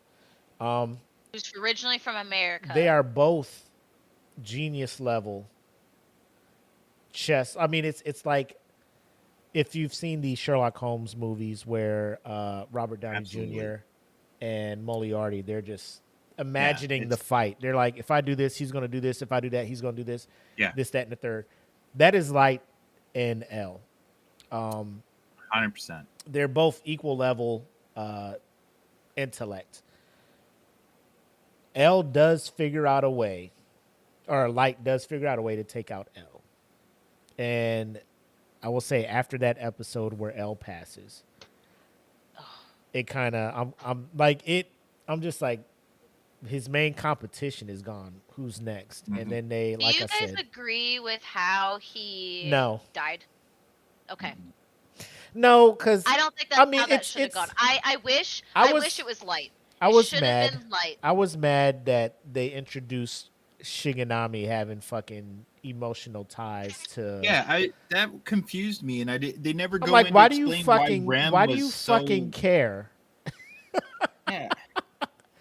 I don't understand. They never really go in and explain how Rem could develop that level of Care. The most For- explaining they ever did was with that one Shinigami who fell in love with a fucking human girl, which made fucking sense because it could happen. He just became infatuated with her as a person, and then she was about to get stabbed by that random stalker, Right. and he saved her life, and that's how they revealed how Shinigami died. Yeah. That was the most in depth that they went in anything, but not on the two main Shinigami. I don't understand why they didn't. Yeah. Because there was no reveal on how Rim and what's her name? It's Misa. Misa had any kind of emotional bond to the Okay. point where Yeah. she Well, would they be said- like, "You're not gonna kill my," and then she just started spazzing out, writing shit in the Death Note. I'm just like, what the fuck is going on here? Like, Yeah, and apparently Rem absorbed that other Shinigami's feelings of love. I don't understand how that happened, because that's Is how that what they said, or is that's that what the other audience people have infers? talked about. Is they've said that Rem's emotions were like almost like a bleeding off of the Shinigami who actually was infatuated with Misa, but it never explains how did that transfer happen. I mean, maybe I missed it, but the transfer. No, it doesn't say that. Well, at least in the anime. I don't know about the Right. manga. Yeah, maybe the manga the- goes into more In the depth. anime, she talks about she watched it happen. That's the only reason why she was able to obtain that second notebook. Mhm. yeah, And then she's like, I didn't understand what his infatuation was. But then for some reason, she felt some type of way towards Misa. Yeah. Light's I don't gonna get it. because Whereas Ryuk straight up was Right. like, thanks for the time. It was fun. Thank you for fulfilling yeah. my satisfaction of Yeah. needing fun because I've been bored the past Ryuk was however just many like, years. yeah, it's been By fun. the way, You gotta you need to go. die. Yeah, you gotta get out of Yeah, here. bro. I'm not sitting in prison with you, dude. It's I'd been rather go real, back my to boy. Other prison. Ah. I'd rather go back to my other prison where I at least have more freedom to go pick another fucking human when I get bored. Right. I'm about to go drop this on someone else. Right. Deuces. Like, what? Hey, Light, you was a wild boy. Ryuk's a Hey, cold hey, motherfucker. Light, Light, he top, plays Light Yagami, the wild one. right. Hey, To you a, a wild one. hey, Light, you was a wild boy. Hey, I'll holler at you. Hey, I'll see you in the other side, my boy. Heart attack, Yeah. 11:59 p.m. You know, and Done. I mean, really, Light, The wild one. the whole Holmes Moriarty feel of Light and L Yeah, carry that first 25, 27 100%. episodes. I mean, it's just like a, you know, It might- and when Light Sorry, go or ahead. when L's gone, there is no one that's on par with him. But it because he's already in a decline that you kind of see, Light No. starts to go down ever Yeah. since L's gone. You see, it's almost like he's less of himself mm-hmm. as because they jump like I think it says they jump 5 years 5 years? 4. It was 4 years. 4 years. Yeah. That Light. It was 2023, I think. He seems less of himself. Almost like that whole ordeal, that whole battle of wits, was harder on him than than he outwardly lets it play. It definitely, all the things he had to do to try to survive L figuring out who he was, it brings Light down, and he's on a decline to the very end, and I don't know, I feel like maybe they meant it to end originally at that point when L goes down. But just what I was trying to get at before is, I wonder if that was he was originally going to end it around there, but because they wanted more, he decided to add. Their whole thing is they didn't want Light to win. I don't know if that was more of the company or like Japan as a whole putting a little bit of pressure, like, hey, your show is popular, we can't have this bad guy winning. You know what I'm saying? Serial killer can't come out on top. Yeah. You know what I'm saying? Like, hey, we don't need this shit. What I think would have been cool is if they had. This is how I think. Again, can't change it. Whatever. Don't want to change it. It was still great. But if I could have wished the creator did something a little bit different, is continue the Light and L saga, because you could have kept it going until a certain point, and then Light gets his name written in Ryuk's notebook, because Ryuk's like, I saw my fun, this was great, I'm over it. And then maybe the season or the show ends where the notebook is seen somewhere and someone picks it up. And it's just showing that even though Light is dead, Kira's still going to continue to live on, but it's left up to the audience to now infer what that might look like or be, and you don't know what happens after that. It's just now the notebook's being picked up by another person. It's just going to be this endless cycle of someone trying to play God. I just think L, like, bro, he was the only one, like, well, I guess because they only force fed us, quote unquote, force fed us L for as the equal to Light, but Light's just like, I made these new rules up in the thing, the user of the death note has to write a name every 13 days or they die, and since I haven't written anything in 13 days, he made up rules to put in there that weren't legit rules. And then, so by his mind, he's like, I win because by this rule, I can't be, accused of being Kira. And L's not letting that shit go. He's just like, well, I'm going to have a convict on death row come and write a name in here, and then we'll see in 13 days if he dies or not. And then Light was just like, bro, this motherfucker won't leave me the fuck alone. I gotta get rid of him somehow. And using, old girl to be like, hey, make a deal with Ryuk, half your life again to get the Shinigami eyes because you lost your memory, you lost your ability to see things. And her Shinigami Rim is just like, hey, you're not going to have my human half her life again. I'll start doing this shit. Like, I'm going to start writing shit in here. And Light was like, either you're going to do it, Rim, or my girlfriend's going to do it. Either way. But there was a point where I'm sitting there, like, as a normal person, like, Light, you've been acquitted, right? Everybody's just like, you can't be Kira. Go to fuck home. You got a fucking movie star girlfriend that's obsessed with you. Just go be with her. Just get out of here. But you're just here all the time. Like, you're free. Like, I think even Elle said it. He was like, why are you still here? You have you're all the free to freedom go. You just want to stay here on the outside. Yeah. Like, old girl comes here. You hang out with her for like 5 minutes, and then you come back up. I'm here to make sure we capture the killer. Like, you're so over the top. You're Kira. It was almost cringeworthy. And that's also what I was getting at, where in the very beginning, before Light decided I'm going to lose my memory, which I was genius. Like, the way that it went on, I thought was great. Which is what I was getting at with the voice actor. Me and Steven were talking about this. That voice actor on the dub did so good, sounding like a sociopath and condescending and just like all these things. Yeah. and then changed how he was able to portray like being so genuine now, like losing memories and being able to do that through like, you know, like I'm imagining being a person in a microphone in a booth and looking at a TV screen. I think like kudos to this voice actor for doing that. And then as soon as he got his memories back, to switching back to that.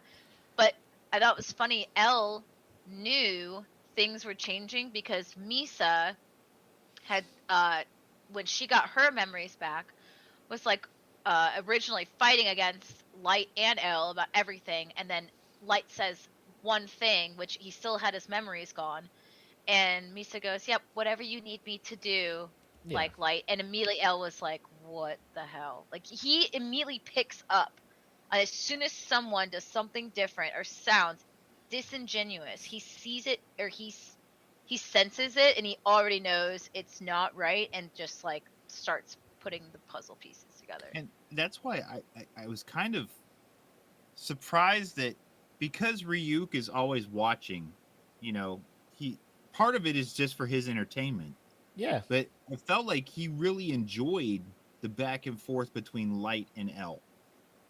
You know, he seemed almost annoyed by the whole introduction of Misa and Rem. It took away from his game at first, it felt like. And I was like, I don't know if he perceives it that way or just as an interesting obstacle being thrown in. But regardless, I would have wondered what it would have been like if at a point, like you said, Light was done. He could have walked away, but his ego wouldn't let him. He wanted to be able to say, "I won over Elle." Not only Mhm. that, couldn't- he he had couldn't let it that go. insatiable thirst Mhm. to be God. I think he Be got Kira. the he- taste. He wanted to be Kira. No, From he- Well, you guys for ever real. see in the very first opening when you guys know the Michelangelo, this is the symbolism I was talking Yeah, about, yeah, like yeah. where Yeah, the Michelangelo the Sistine painting Chapel. yeah. where Yeah. they're not touching, Yeah. right? Because you cannot actually touch God, but in the art in the opening, Light is touching Ryuk and holding like his hand while Ryuk is handing him something to show that he has been touched, if you will, by God. So he is obtaining God's powers, which is forbidden technically. Like you are able to communicate and be a messenger, not so much as be able to have the same powers. So it Mhm. already foreshadows that like he is doing the something that is not unthinkable, but considered a controversy or not sin, but you should not. That should not be happening. Like that is forbidden. Like you should not be doing that. And then one thing that it shows too, symbolism wise, some people talk about it is when Light got his memory back, and if you noticed in the show, like Elle just kind of, it's almost like he already knew. He accepted he's gonna be defeated. Like that's it. He fell for it, fell into the trap. It is what it is. And it's almost like it's depressing because he's almost more upset that Light actually is who he thought he always was. He actually gave him a chance and thought he was something different, and now he isn't. I think that for Light too, he's a little upset, not only because like, yeah, maybe it's over with, but if you remember, Elle brought up something about him being his first friend. I don't think Light ever has had genuine actual friends because Right. he's always needed someone to be on the same level as him, and that hit him in certain ways. Yeah, And when both of them. Elle was cleaning Light's feet, if you remember, Yeah, after they that came in from the rain. yeah, some people say it's a symbolism of like I forget who. It's like cleaning. It's like religious, like where you're. Oh, when cleaning. Jesus was Jesus cleaning was the washing feet of the feet. the prostitute. Yeah. Yes, yes, where Jesus is now cleaning the feet of people who have sinned or are supposed to be not good people. Yeah. So it's Elle, like knowing he's not a good person, but he's choosing to treat him. I think Elle Otherwise. kind of, yeah, he felt a kinship with Light because they were both so mentally Equals. sharp. He was his only equal in the world. Right. You know, I mean, to be And they around both wanted other, justice and a sense of justice, just different ways. yeah, but overall he respected Light's intellect. Even if he would have caught him, no matter what, L was intrigued with Light. Even though when he thought it was Light and he got, then Light was able to dissuade him for a period of time. He was impressed with Light more so than anyone on his task force, anyone he ran into. He was impressed with Light. Yeah. Light meant a lot to him, and their interaction was probably the most socialization that L had ever had. So at that point, seeing that he was wrong and that Light ended up being evil, I think he just accepted the fact that, hey, this was my only... I wanted Light to be good because he was my friend. He had become his friend. Yeah, that plays into it. But I think L knew the whole time. Like, remember when he showed up to the school, he was like, bro, Light, I believe you're Kira. Like, he knew. But the problem is, like, he is so, like, off the charts smart. Like, he just can't go and tell Japan like, bro, this is the dude, I'm taking him in. Like, he had to get some kind of evidence to show them. Like, he knew the whole time that Kira, because even in that scene where they're out in the rain, and my man was just like, how long have you been lying? And Kira's like, what he's the? He's like, have you been lying since you were born, or something like that? And Light was just like, yo, what the? Like, this motherfucker stays on my neck. Like, just goddamn. I think actually his question was, have you ever told the truth since you were born? Yes. Yeah. And like the rain, he's like so adept at lying. That scene, like, because the sound of the rain stops, it's muted. Yes. Like, because I'm just like, shit, is something wrong with my TV? That is Light fucking trying to think of a fucking explanation. Yes. And bro, kudos to Light for just coming up with some shit off the top of his head like that. But I'm just like, L fucking knows. And the fact that he does know and still is just like, let me dry your feet off, bro. Like, let me, like we're doing this back and forth, this fucking dance. I appreciate the challenge and shit, but I'm gonna get your ass. And then when he was there, and he's just like, I got this dude coming through, a convicted felon. He'll write a name in here of another convicted felon. And if he doesn't die in 13 days, then this rule is gone. And then I can point my finger back at this motherfucker here and be like, Light is the dude. And Light's just like, I'm tired of this shit. Here's my plan. And he fucking used that, Rim's emotional attachment to be like, either you're going to do something or I'm going to half the life of your human. And she's going to get me that, like, either way, I got it. So either you die or... And then, Rim writes it, turns into dust, and he goes and picks up that fucking death note. And I'm just like, I get it. Like, I'm a big sucker. I'm a fan of the good guy not always having to win. Sometimes the bad guy can win, but this one just felt kind of forced with the whole the whole Shinigami, this whole Shinigami being like, oh, you can't take my human. Don't do that. Like, come on. Because Light had him. L had him. L had him dead. Like, L was just like, and we're canceling this rule out, and we're going to cancel this rule out. The fact that Light was so legit down, like 10 toes down in his lie, which, as a first sergeant, like, I'm just, some airmen come in, you're just like, bro, like, you're getting shaky on your story here, bro. Like, you got to either, you in or you out. You in or you out. Light was 10 toes down because when L was able to talk his dad into driving him in the car and being like, I'm going to shoot you. I know you're fucking Kira. I'm going to shoot you. And he was waiting, trying to see if that would get Light to be like, all right, Dad, don't shoot me. I am, but Light was just like, I'm not. Like, like this, the emotional stuff that L was putting people through to see if Light would crack, and Light would not crack. L is just even like with Misa, like being confined, and then they confined. They confined him too. Like, they were both in jail for like 50 days. They're like, with Misa, it was not of her own will. Like, the way that they just completely like blindfolded her and all that stuff. And I think they said it was like, so they said 50 days. Yeah, 50 days like that. But Misa was already confined prior to before that. Oh, yes, right. Yeah. So she was confined for over 60 days. That is 2 months. Yeah. And when she first got confined, she was technically kidnapped, right? Or put into custody blindfolded. Right. When she knew. Then she lost her memories. and thought she had got kidnapped by a stalker. Bro, Elle knew she So was now the she's second staying there Kira. for 60 fucking days. Elle knew she was the second Kira, but he had to prove it to the other people because they wouldn't understand, like, on his level, like, He had no bro, proof. I just fucking He had no know. actual proof. Right. The only thing Elle was lacking was the hard evidence. He already had put the puzzle together. For the non-intellects. Yeah. He needed to be able to, present that to those who weren't on his level. Right. Who couldn't see it by looking at it. Right. So he is like, all right, I need the hard evidence. That's the only reason he's pushing for that rule to be shown. Yeah. Because then it would, but he already knew, like you said. Elle knew, man. But his bond had grown with Light. And I don't know if it was like I don't know. I think he appreciated the back end because, like, I don't It know was his only what all interaction. goes on at that institution, but Yeah. coming out and, like, I don't know how many cases he's probably solved, like, in a day or something. He probably shows up like, Yeah. you stupid fucks, it's this, this, and this. You know, and they're like, Yeah. oh, thanks for coming through and helping us. And then he gets here and there's somebody that's stumped him, challenging yeah. him.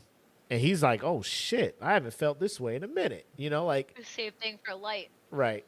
And Light's just like, well, damn, I thought I was the smart motherfucker. Now it's this fucking chess match back and forth, which is the fucking meat and potatoes of why people come to this Love it. episode. And then, Yeah. like, bro, when Light was about to figure that thing out, and, you know, he had his boy delete the evidence and shit.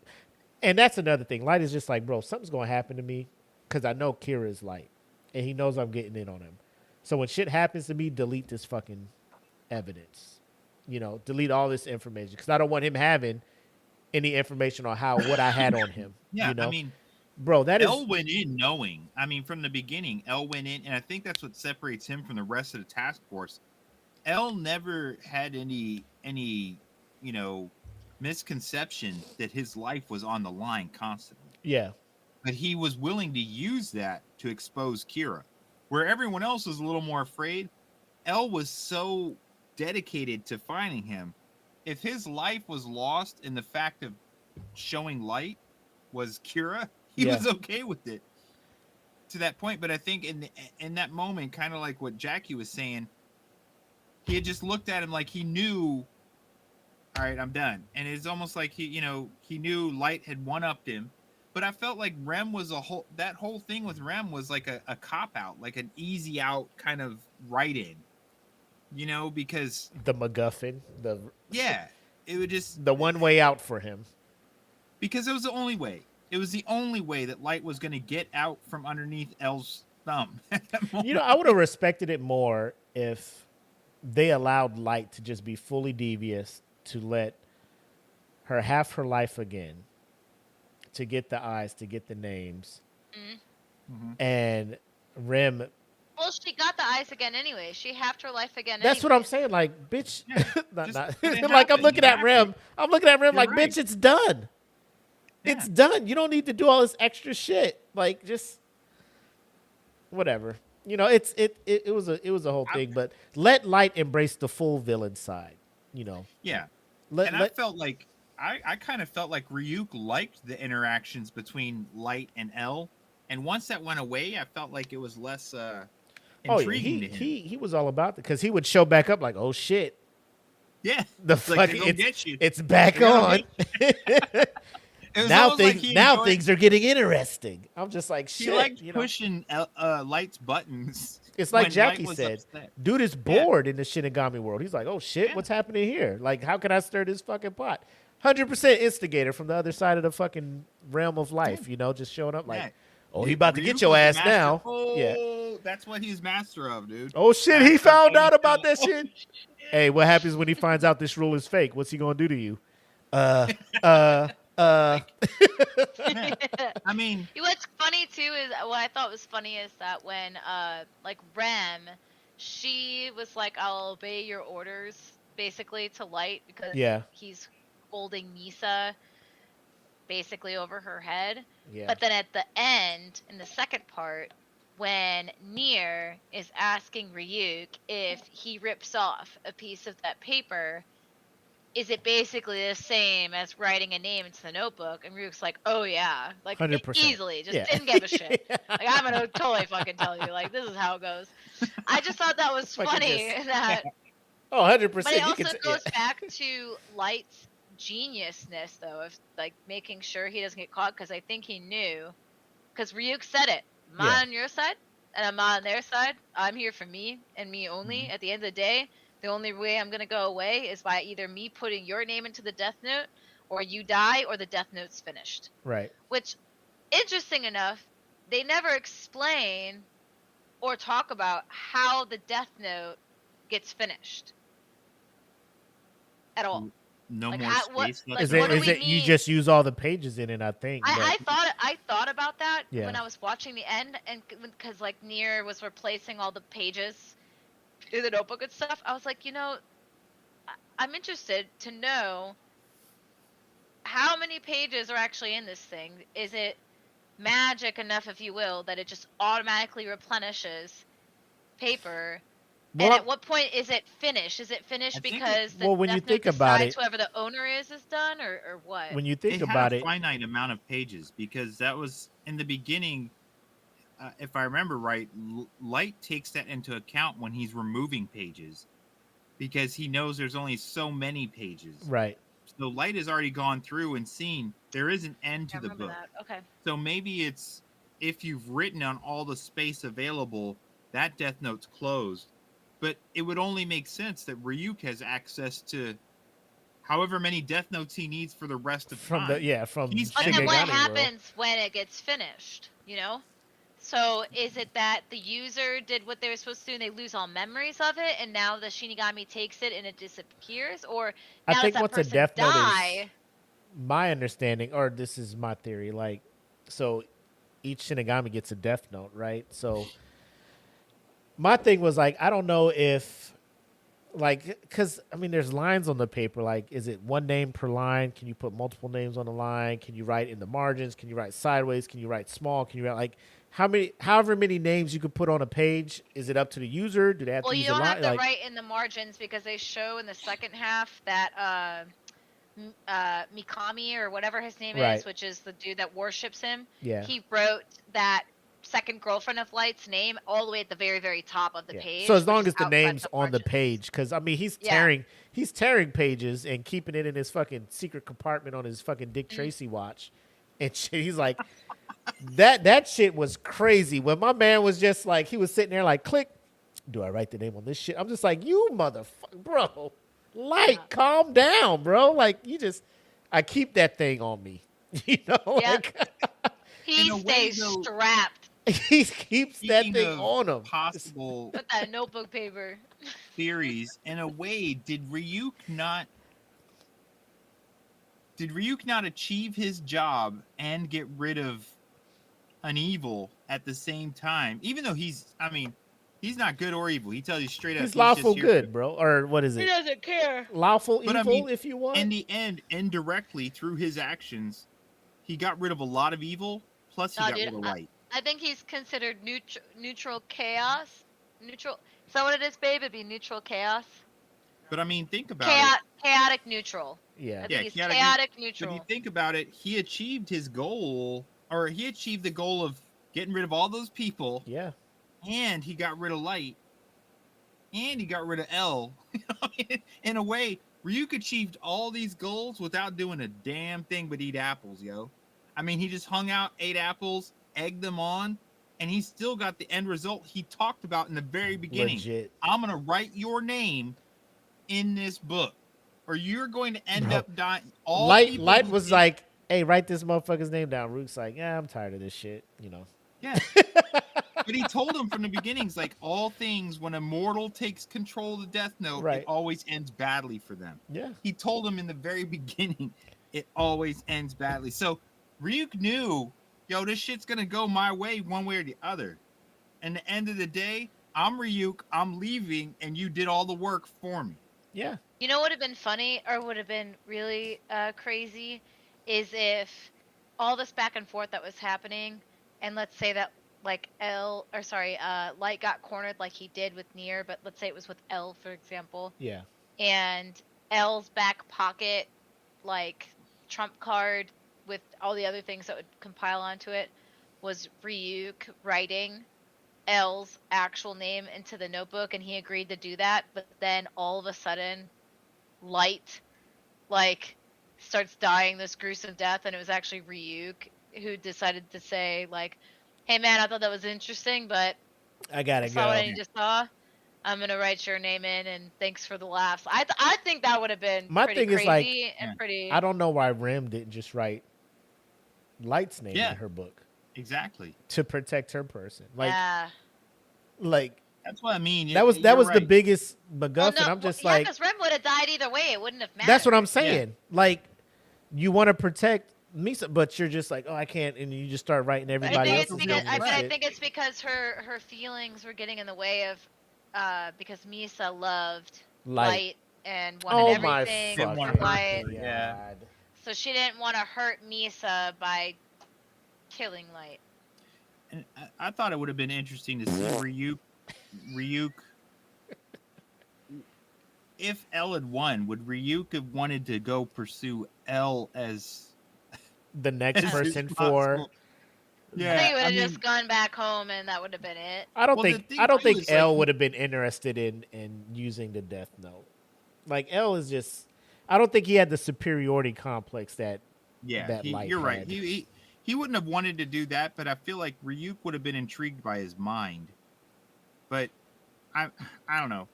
There's a lot of what ifs, but real quick, I really feel like that Go ahead, man. The passing of L was just a point that all those possibilities, I think, that we all sit back and go, right. what if, or that all ended when L was gone. So no matter how great the rest of the series is, you're still missing that aspect because all of us had so many ideas about, I would say, oh, it could have went like this. Yeah, I would say if L passed at like episode 32, 33 out of 37, I'm cool. But 25, I think it was 25 or something.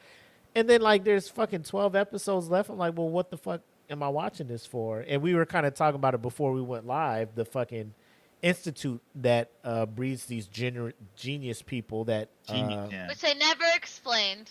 No, like they they were just like, they just went to an office. Some old dude just L died. Came from this orphanage that apparently Watari founded, and he finds genius kids somehow. I don't know. Yep. They found out L dies. L says, "I'm dead." They're like, right. "Okay, now we have to like do something about what are we?" Right. So then this institute has a L Junior, which not necessarily junior, but it's just somebody with the mannerisms of L, but has white hair instead of black hair.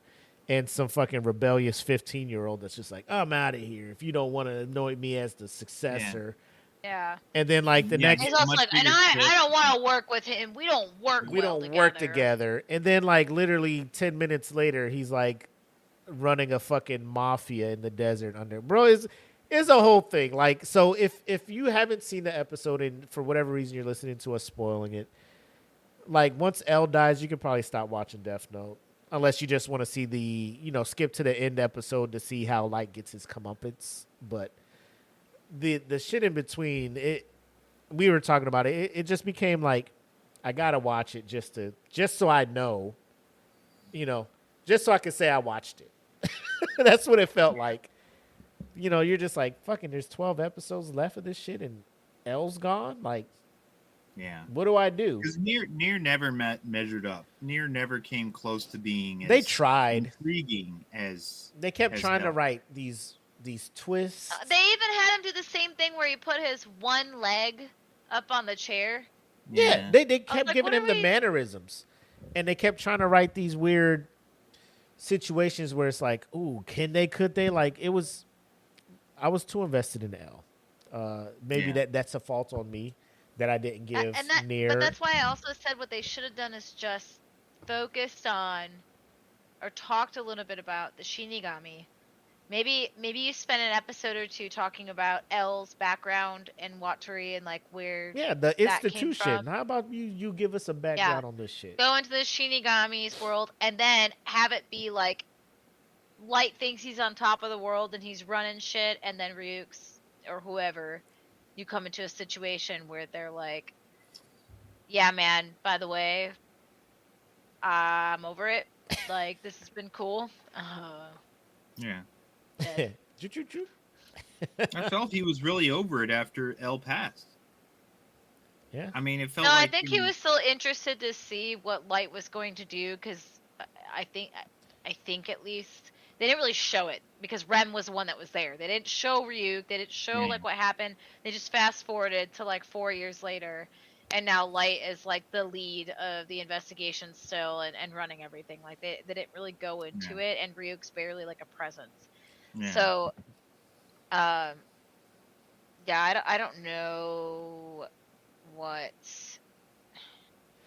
At the end of the day, when you look at Light, did you guys really get the feel that his pure intentions, like, because when L died and he caught, like, bro, I was just like, you like, don't fucking put this act on. You know, when he ran and caught L and looked at him, and then it slowly went to a smirk, and L saw that shit. I bet L was just like, I fucking knew it. Yeah. And then, like, he goes from the smirk to, oh, no. Oh, we'll find Kira and revenge this for... I'm like, you mother... Ooh, put hands on you, bro. Like, it's just... Do you feel, you know, he got L out the way, and, like, left to his own devices, the world literally would have been a better place? Because he was only writing... His intent was only to get rid of bad people and to usher in this new world and be God of it with...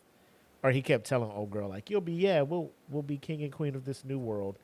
I think he just wanted to just be the end all say all for this thing. But at the end of the day, like you mentioned, the book only has so many pages. There's going to come a time where you run out of pages for this Light. Then what? Also, to your point, like and we talked about this with his morality, he stopped judging actual bad people and criminals, and the world started living in fear that any type of punishment they were to incur, even if they just made a bad decision, that they were now at risk of being written off. And then other people were threatening them to post their name online. It just created other bad people. Yeah. To threaten them, to put their name online, to say this person is this type of person and spin lies, because that's all Kira needed, was just to see things on the internet and then just do whatever he wanted. That's why I think it created another world where people felt just like him, that they had the power now over them to incur justice, and all they had to do was just post their name and say whatever they wanted and give it to Kira. I don't think that him staying alive and doing whatever he would have wanted to do, I don't think that still would have created this magical utopia. He lacked that portion, like Jackie had said earlier, that he was a sociopath. And if you look into sociopaths and, you know, mental disorders in that aspect, he lacked the capacity for empathy as far as any of the people he judged.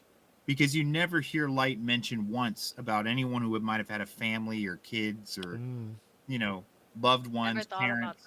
He doesn't go into that at all. So his ability to empathize and so forth. So that road he was on would have hit that steep decline already. When he killed those people who were in charge of different news network shows, and they were like anchors or whatever, who would criticize Kira, he killed them, you know, now, it was part of his ploy to show that he wasn't Kira.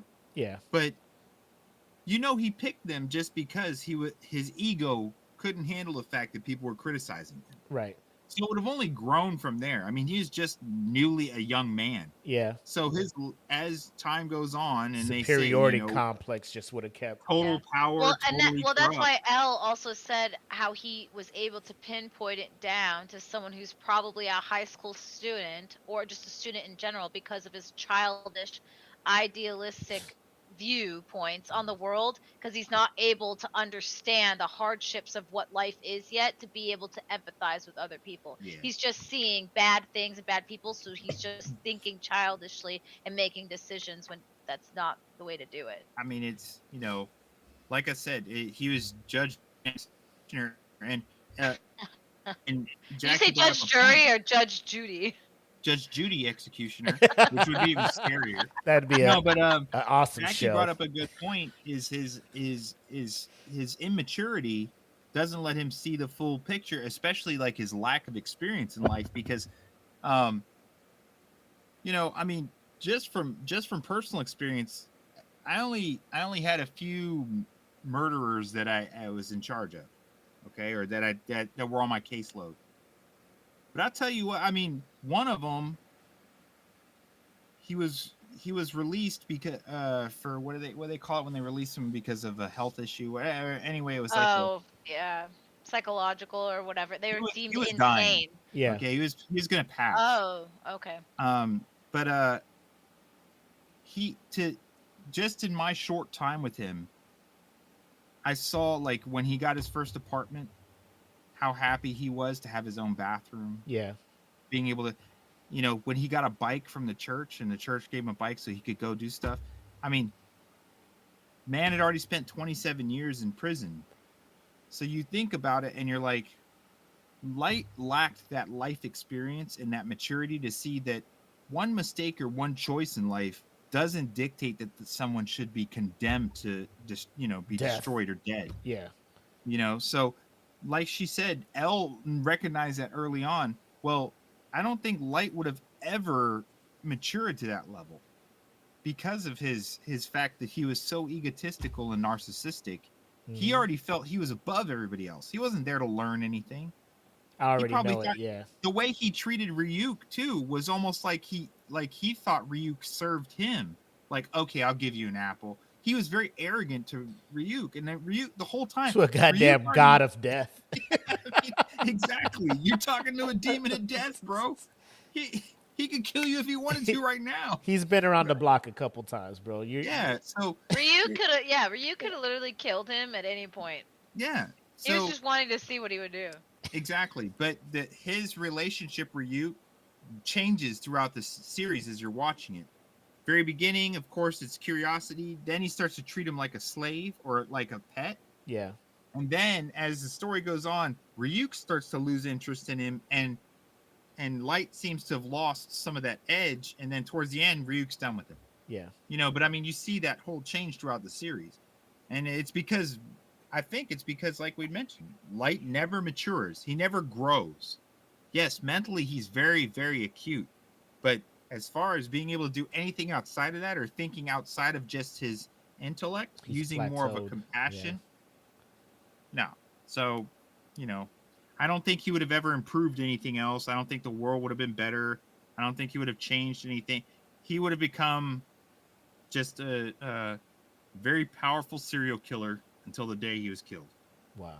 Which is what Nier said, because at the end when Light was like, "Yep, I'm Kira, whatever, I'm the one that's made this world better," and Nier was like, "No, you're not. You are a psychopathic serial killer. That's all you are. You've done nothing but kill people. You've done nothing but destroy lives. Like, you're a sociopath. That's just what you are. You were not doing anything better." Something that I thought was interesting is apparently the manga ending, the death of Light, is completely different than the anime one. It's similar, but the way that Light dies in the anime, he's on his own, he's on the stairs, and Ryuk is sitting on top of a tower and then writes his name, and he's talking about all this sentimental thoughts, like you're hearing his thoughts, but he's not actually talking to Light. And then Light just dies from the heart attack. In the anime, apparently it's more gruesome and more pathetic. Light is literally grabbing Ryuk's leg and begging for his life, saying he doesn't want to die, but also he doesn't want to go to prison, so he's begging Ryuk to do something as a Shinigami because he knows he can do something about it. Yeah. And Ryuk's then reciting what he's saying in the anime. He's reciting it to him, just smiling this whole time, saying like, "Hey, no, man, it's been fun. Like, I'm not going to do that. This is the end." Yep. And then he like twists up and he's like, his facial expression, everything's more horrid, and it's actually a lot more sad and pathetic than it actually portrays in the anime, where he has a more peaceful death. Yeah.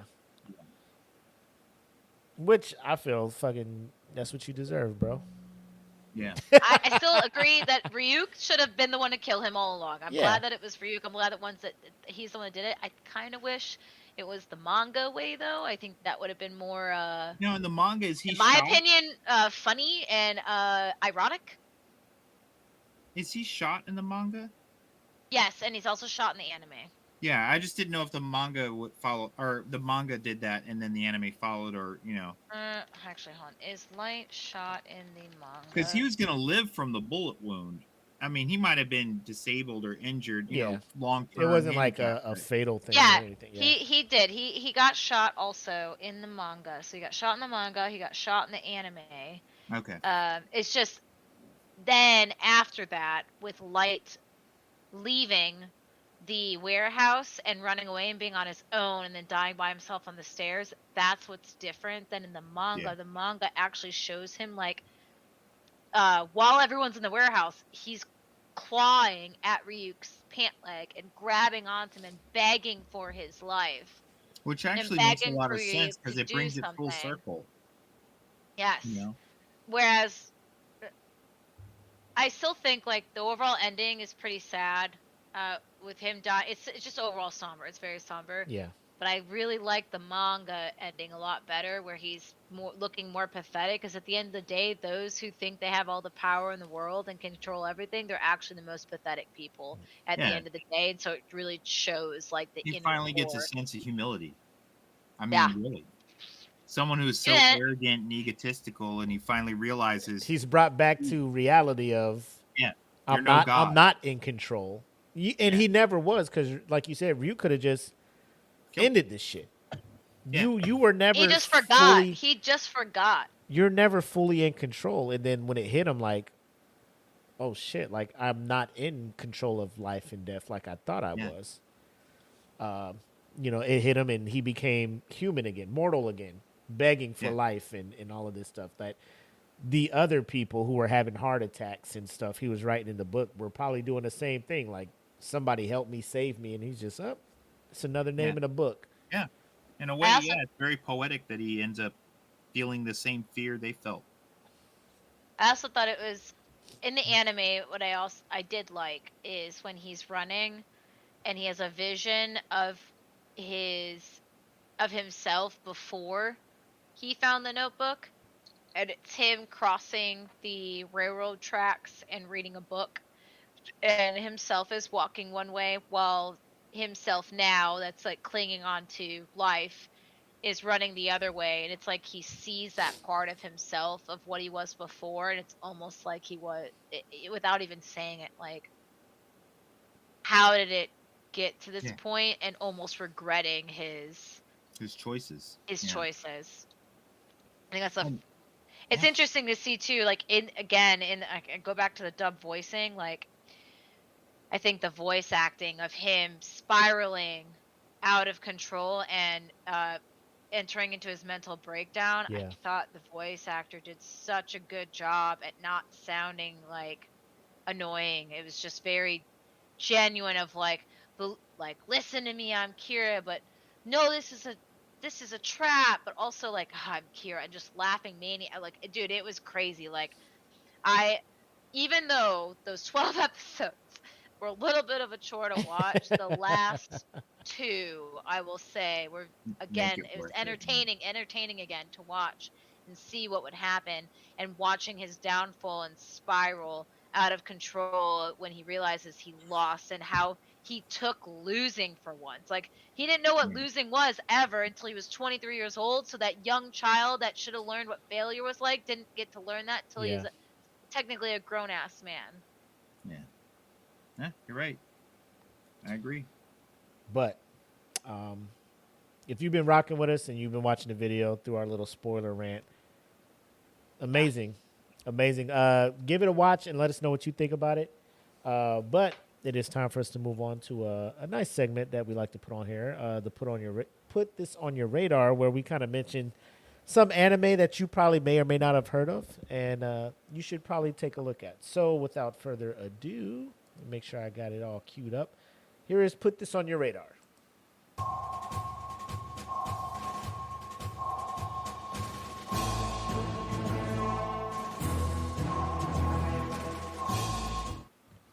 What up? Again, special shout out to Kenpachi. Hope everything is going well with you, man. Can't wait to get you back on the show and have you bless us with your knowledge on anime we may or may not have missed, because he knows a lot of it. He does. Do any of you two? I have one, but I want to open the floor. Do any of you have any recommendations for our fans for anime they should have on their watch list? I'll let Eric go first. I have two, Okay. but I want to see what Eric says first. Probably that they have all heard of the ones that I know, like Willie had mentioned earlier. I'm more of the classics. So go ahead, Jackie. I'd like to hear what you throw out for us. So the first one that I want to talk about, which is also controversial because I do have some things to add on to it that are not so great to hear, is Uzumaki. I don't know if you guys have watched the first episode of Uzumaki or even heard of Uzumaki. I've heard about it. It is a new horror anime. It's only 4 episodes long. Adult Swim is the one that has animated it, and it's been premiering on Adult Swim as well as HBO Max now, whatever. Yeah, I have heard of it then. The first episode is insane. It's great. Uh-huh. However, there's some bad news to add on to this, like, really great. Oh no. You can Google it, you can read the rumors, but basically the second episode released. It releases on Saturdays at 12:30 in the morning, Eastern time, I believe. Uh-huh. And I guess, I don't know what exactly happened, but the producers put out a comment about the most recent episode because the animation was fucking dog shit. Oh. It is the worst. When I say, I'm not even kidding, that is the worst I've ever seen an anime, like, out there. You gotta watch it to see how bad it is. Not only just the animation, but the pacing. Me and Steven couldn't keep up. We're like, what is going on? What has happened? It's so bad. And it was so bad, people were commenting on it. The producer put out a thing on Twitter or whatever and was like, yeah, we got screwed over. Apparently, they had 3 choices. The first one was to totally drop the anime altogether. The second one was to post the 4 episodes regardless of what they created, because not to put everyone's hard work out to the trash. Or the third was to, like, keep going, but then potentially not have the fun. I can't remember what the third one was.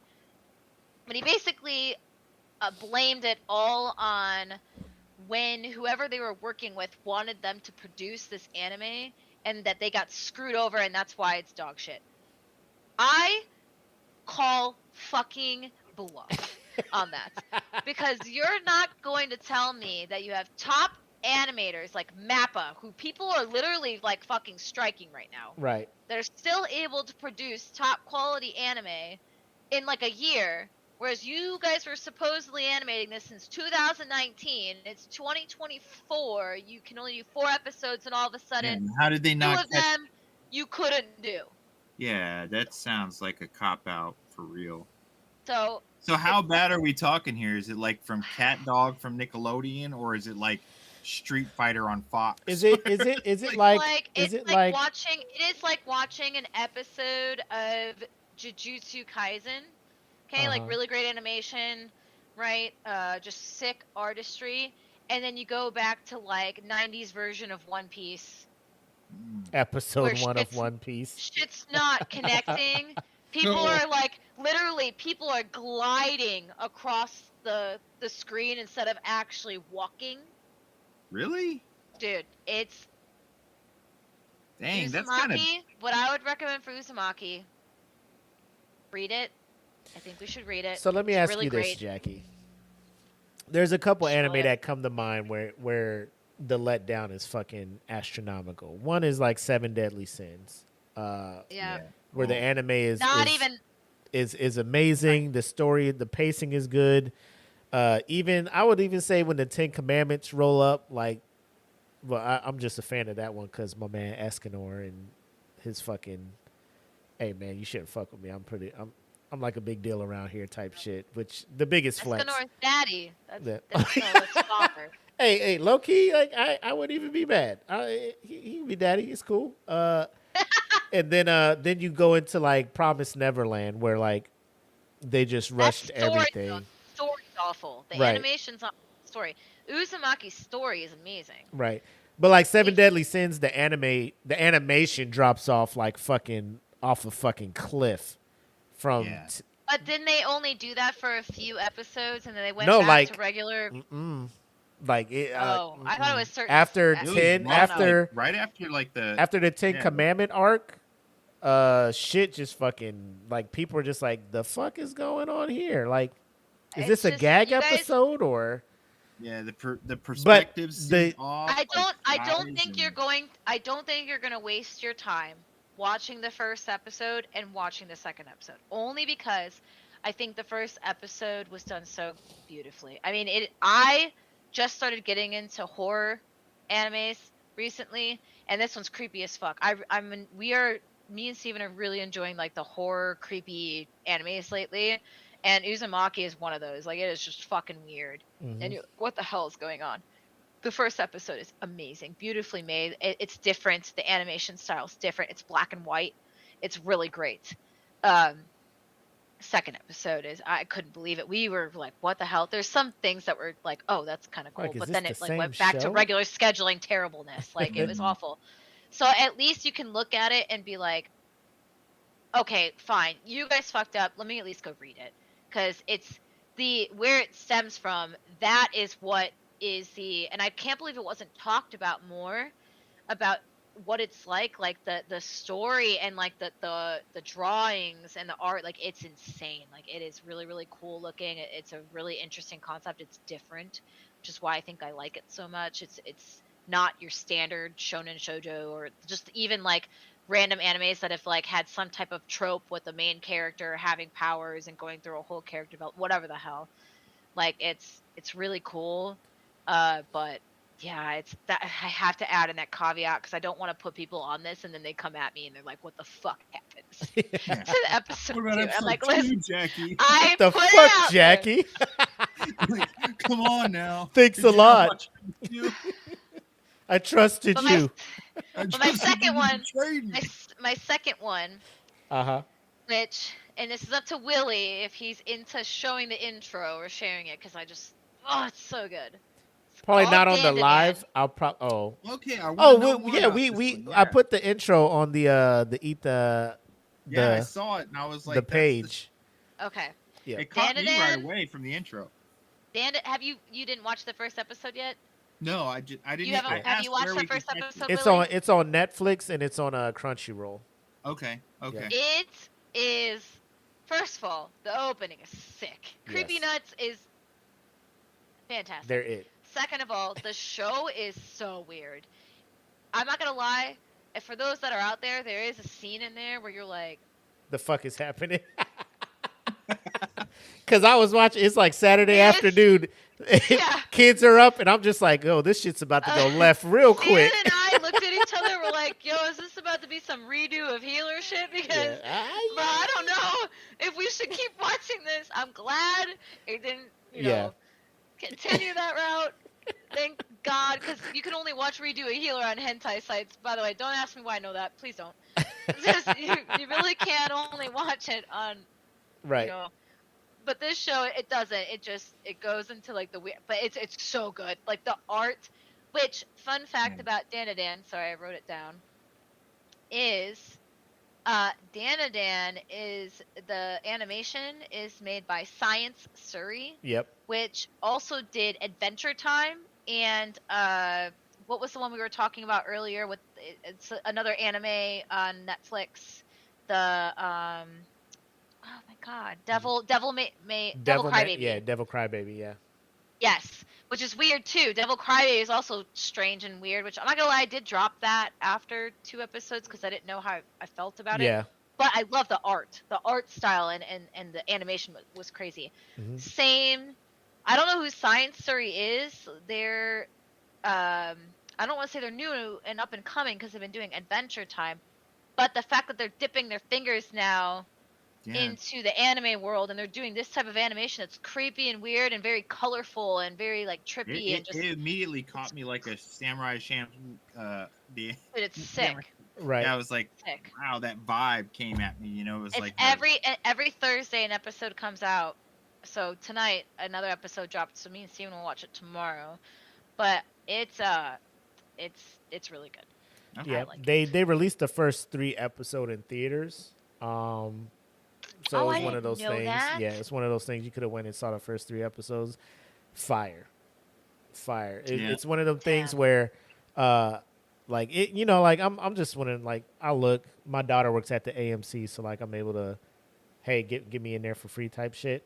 Okay, all right. So it's, and then, you know, we're up in Hampton, so it's like AMC will be like, look, we'll play this fucking anime shit one day at fucking 3:00. Either you make it or you don't. You know, it's like 3 or it's like at 10 o'clock in the morning. Yeah, you know, it's like we're not keeping a fucking on. Yeah, I'm like, I appreciate it, thank you. You know, so it's a good one. If you've seen Mob Psycho or anything like that, it kind of reminds me of that. Gives me those vibes where you got the supernatural side.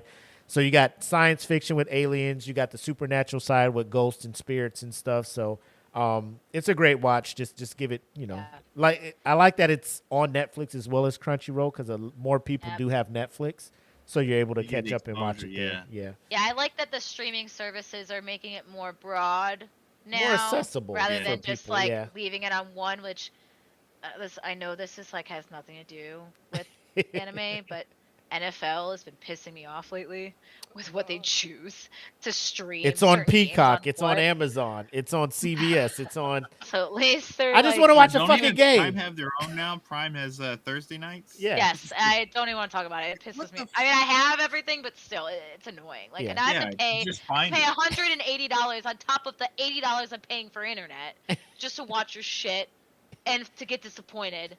And to be, bro, as a Panthers fan, I get you. What am I doing this shit for? What am I doing this shit for? Nothing. Fuck you. Anyway. All right. What I know you said you like the older ones, but those are kind of the ones because more of the people that kind of tune into our show jump on with the newer age anime and stuff nowadays. Yeah. So if you do have some older ones that you would like to recommend, because I have one that's fairly, I guess would be considered old to talk about, but I'll let you go first, EJ. Yeah, I would recommend checking out Bastard. Just the overall art and flow is, if you like the older art styles, it really shows through detail wise. And I mean, the story's solid. I always watch subs, so I'm used to the voices being matching. And in this one, you don't get disappointed. The characters' voices kind of match the feel of the character as you're watching, so that really adds to it. Mm-hmm. But it's a solid series. I believe they have a shoot off of it too, but I would just catch up with Bastard first and see if you enjoy it. Another one that I found, which isn't old, but just been on this tip of like fantasy or I really like Vinland Saga. Has been very interesting. I know it's not old, but the artwork plus the storytelling is top notch for as well as it's done in dub, because that's the only way I've watched it, and it's done well even for you know a lot of times when you have dub, the translation kind of falters through, and I guess that's why I like timepieces. Yeah, because you don't have the this so flagrantly bad translation. Like I'll notice, like even what's not written on the screen, certain aspects, because my mother would sometimes, my mother's Japanese, so she would, like when I was watching old school stuff, she would go, hey, they didn't say that, but I learned to listen for certain things, and then when you hear it, it's like, oh, that killed it, that really killed it.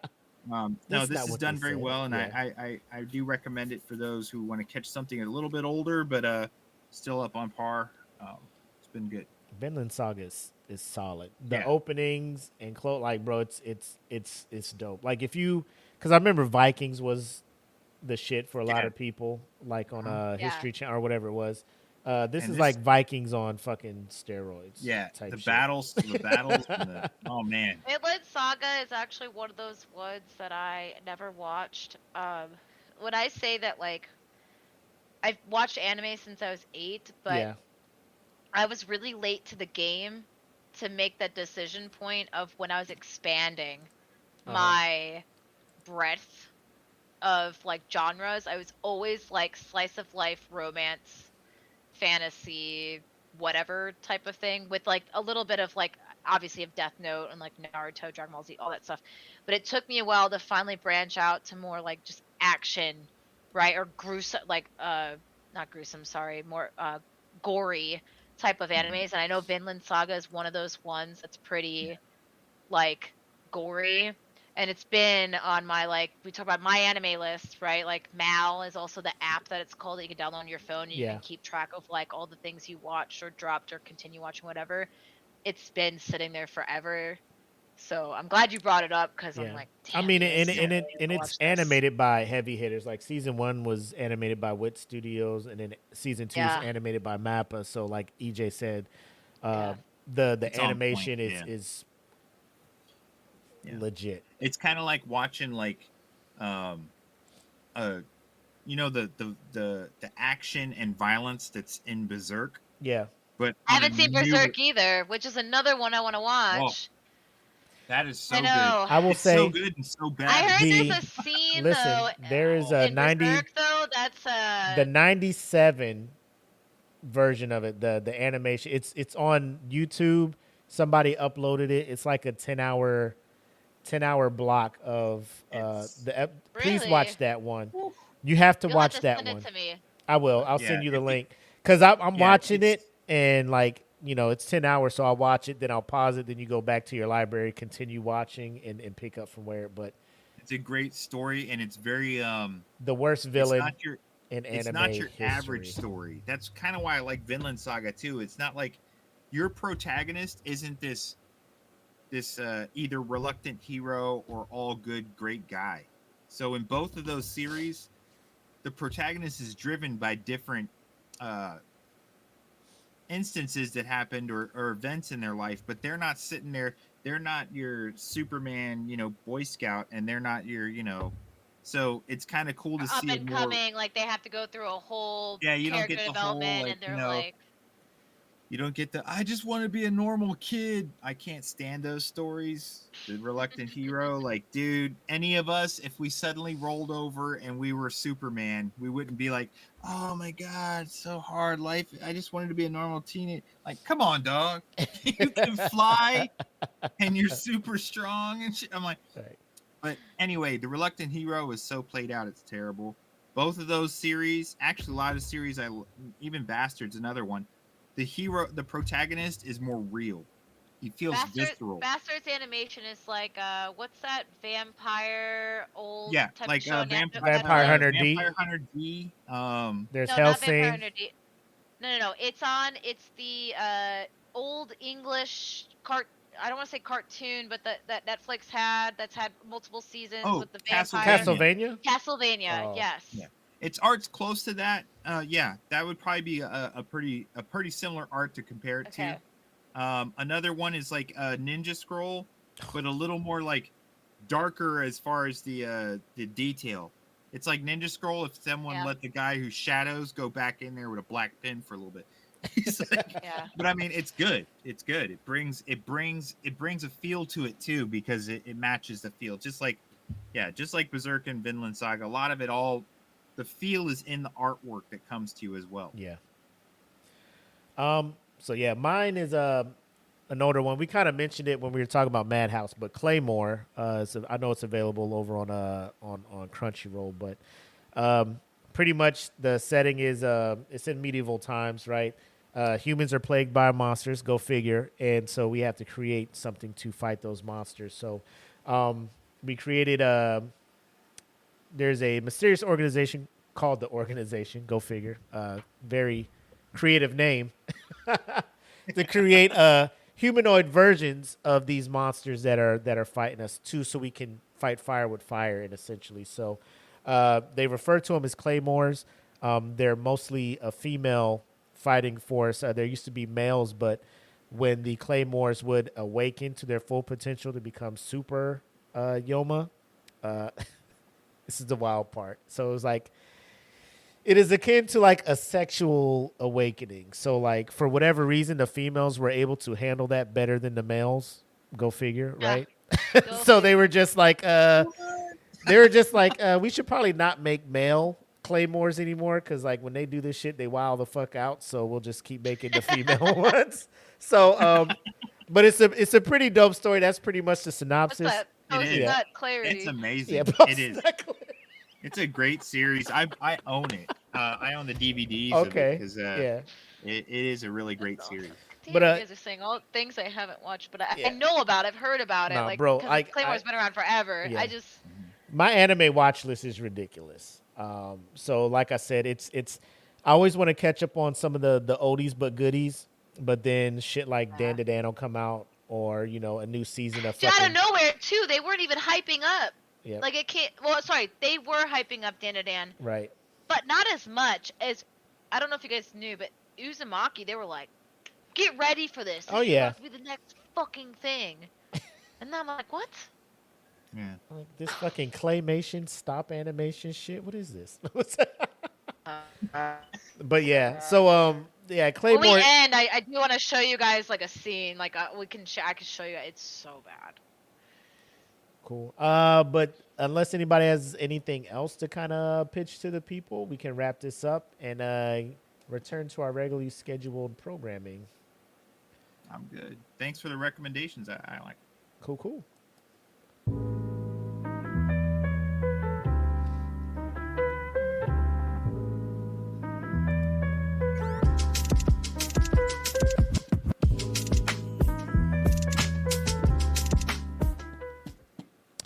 So, we're wrapping this show up. It's longer than usual, but we kind of expected that. Jackie's first time being back in a while, having EJ on here and talking about a very amazing show, manga series. We had to get into some spoilers in order to express how awesome the show is. So, again, like when this goes out, we'll have timestamps so you can skip over spoilers and all that, but I knew it was going to run late, which is cool. I don't have work tomorrow, so it 4-day weekend. Knock on wood. Where's my? I have no wood in here. Watch somebody do something stupid and my phone rings. What is it? No. Oh, you have the phone this Sure. weekend? Well, I'm the first sergeant. Like I always have the phone. Always has the phone. Yeah. Well, you can always hand it off. So who? Why would I fuck somebody else's 4-day up? Here you go. Hey, some people Not like to be like, hey, shirt, why don't you enjoy a 4-day? I'll take the phone this weekend. That does happen. Where do they exist at? People? Yeah, where let me know where that unit is at. I happened a lot of Aviano when I was there. Like a lot of people always took the shirt's phone. Everyone loves Aviano. The shirt was always going on vacation. I will say overseas is different. It's more of a family atmosphere when you're overseas. People Stateside back you up. Yeah. Stateside people are just like 4-day. Pew! Yeah. So it's cool. It's what I get the marginal special duty pay for. So here's your nickel. Yep. But anyway, so we're wrapping this up. I don't know. I'll know the next episode I want to do. I still want to keep with the spooky season stuff. Okay. I was hoping that Uzumaki was going to be it, but fuck it, right? I mean, we can still. I don't know. If we talk about it, it will be a short episode. Right. It'll be us mainly maybe making fun of it, and it'll be spoilers because you have to. Like you could always. It depends on what you want to do, but you could always add. I don't know if it's on Prime or Netflix, but there's also a collection of Japanese anime shorts or Japanese ghost story shorts. Yeah, it's on Crunchyroll. Yeah. They're not. Yeah. I don't know if you'd actually call them anime so much as like a. It's like short story type stuff. Yeah, but a flip book. It's like we can look and see what there is and decide, and then we can give it 2 weeks, and then we'll come up with what we want to watch, and then we'll do that, and then we can watch it. I have a good break. Okay. The next at least 3 weeks before Wizzent starts, and then that's just a nightmare of a month. You're so good at your job. I have to do it. I don't really have a choice. But yeah, I can't stress watching Death Note enough. Like I said, it's an easy watch. 37 episodes is all you need. Yeah. 20 minutes each episode, depending where you're watching it at. I watched it in 3 days. That's what I'm saying. Hey, you power through it. So give it a look, and if you like it, let us know. If you don't like it, let us know. You got some theories and stuff, let us know. You know, we're open to all that good stuff. But that's pretty much it, unless you guys got anything else for the anime heads out there. No? All right. Cool. So that wraps up episode 7, I believe, of Eat the Cake Anime. We'll be back. We'll keep you in the loop. Like I said, everybody be lifing out here, right? Things be going on. EJ, we'd be glad to have you back. So expect us to keep you in the loop, seeing if you have any suggestions for anything we should be watching, and we'll come back and reconvene later on. But until then, appreciate you guys rocking with us. Know it's been a long episode, but like I said, it was a good time had for all three of us here. So with that, we say peace, and we'll catch you on the next episode of Eat the Cake Anime. Bye-bye.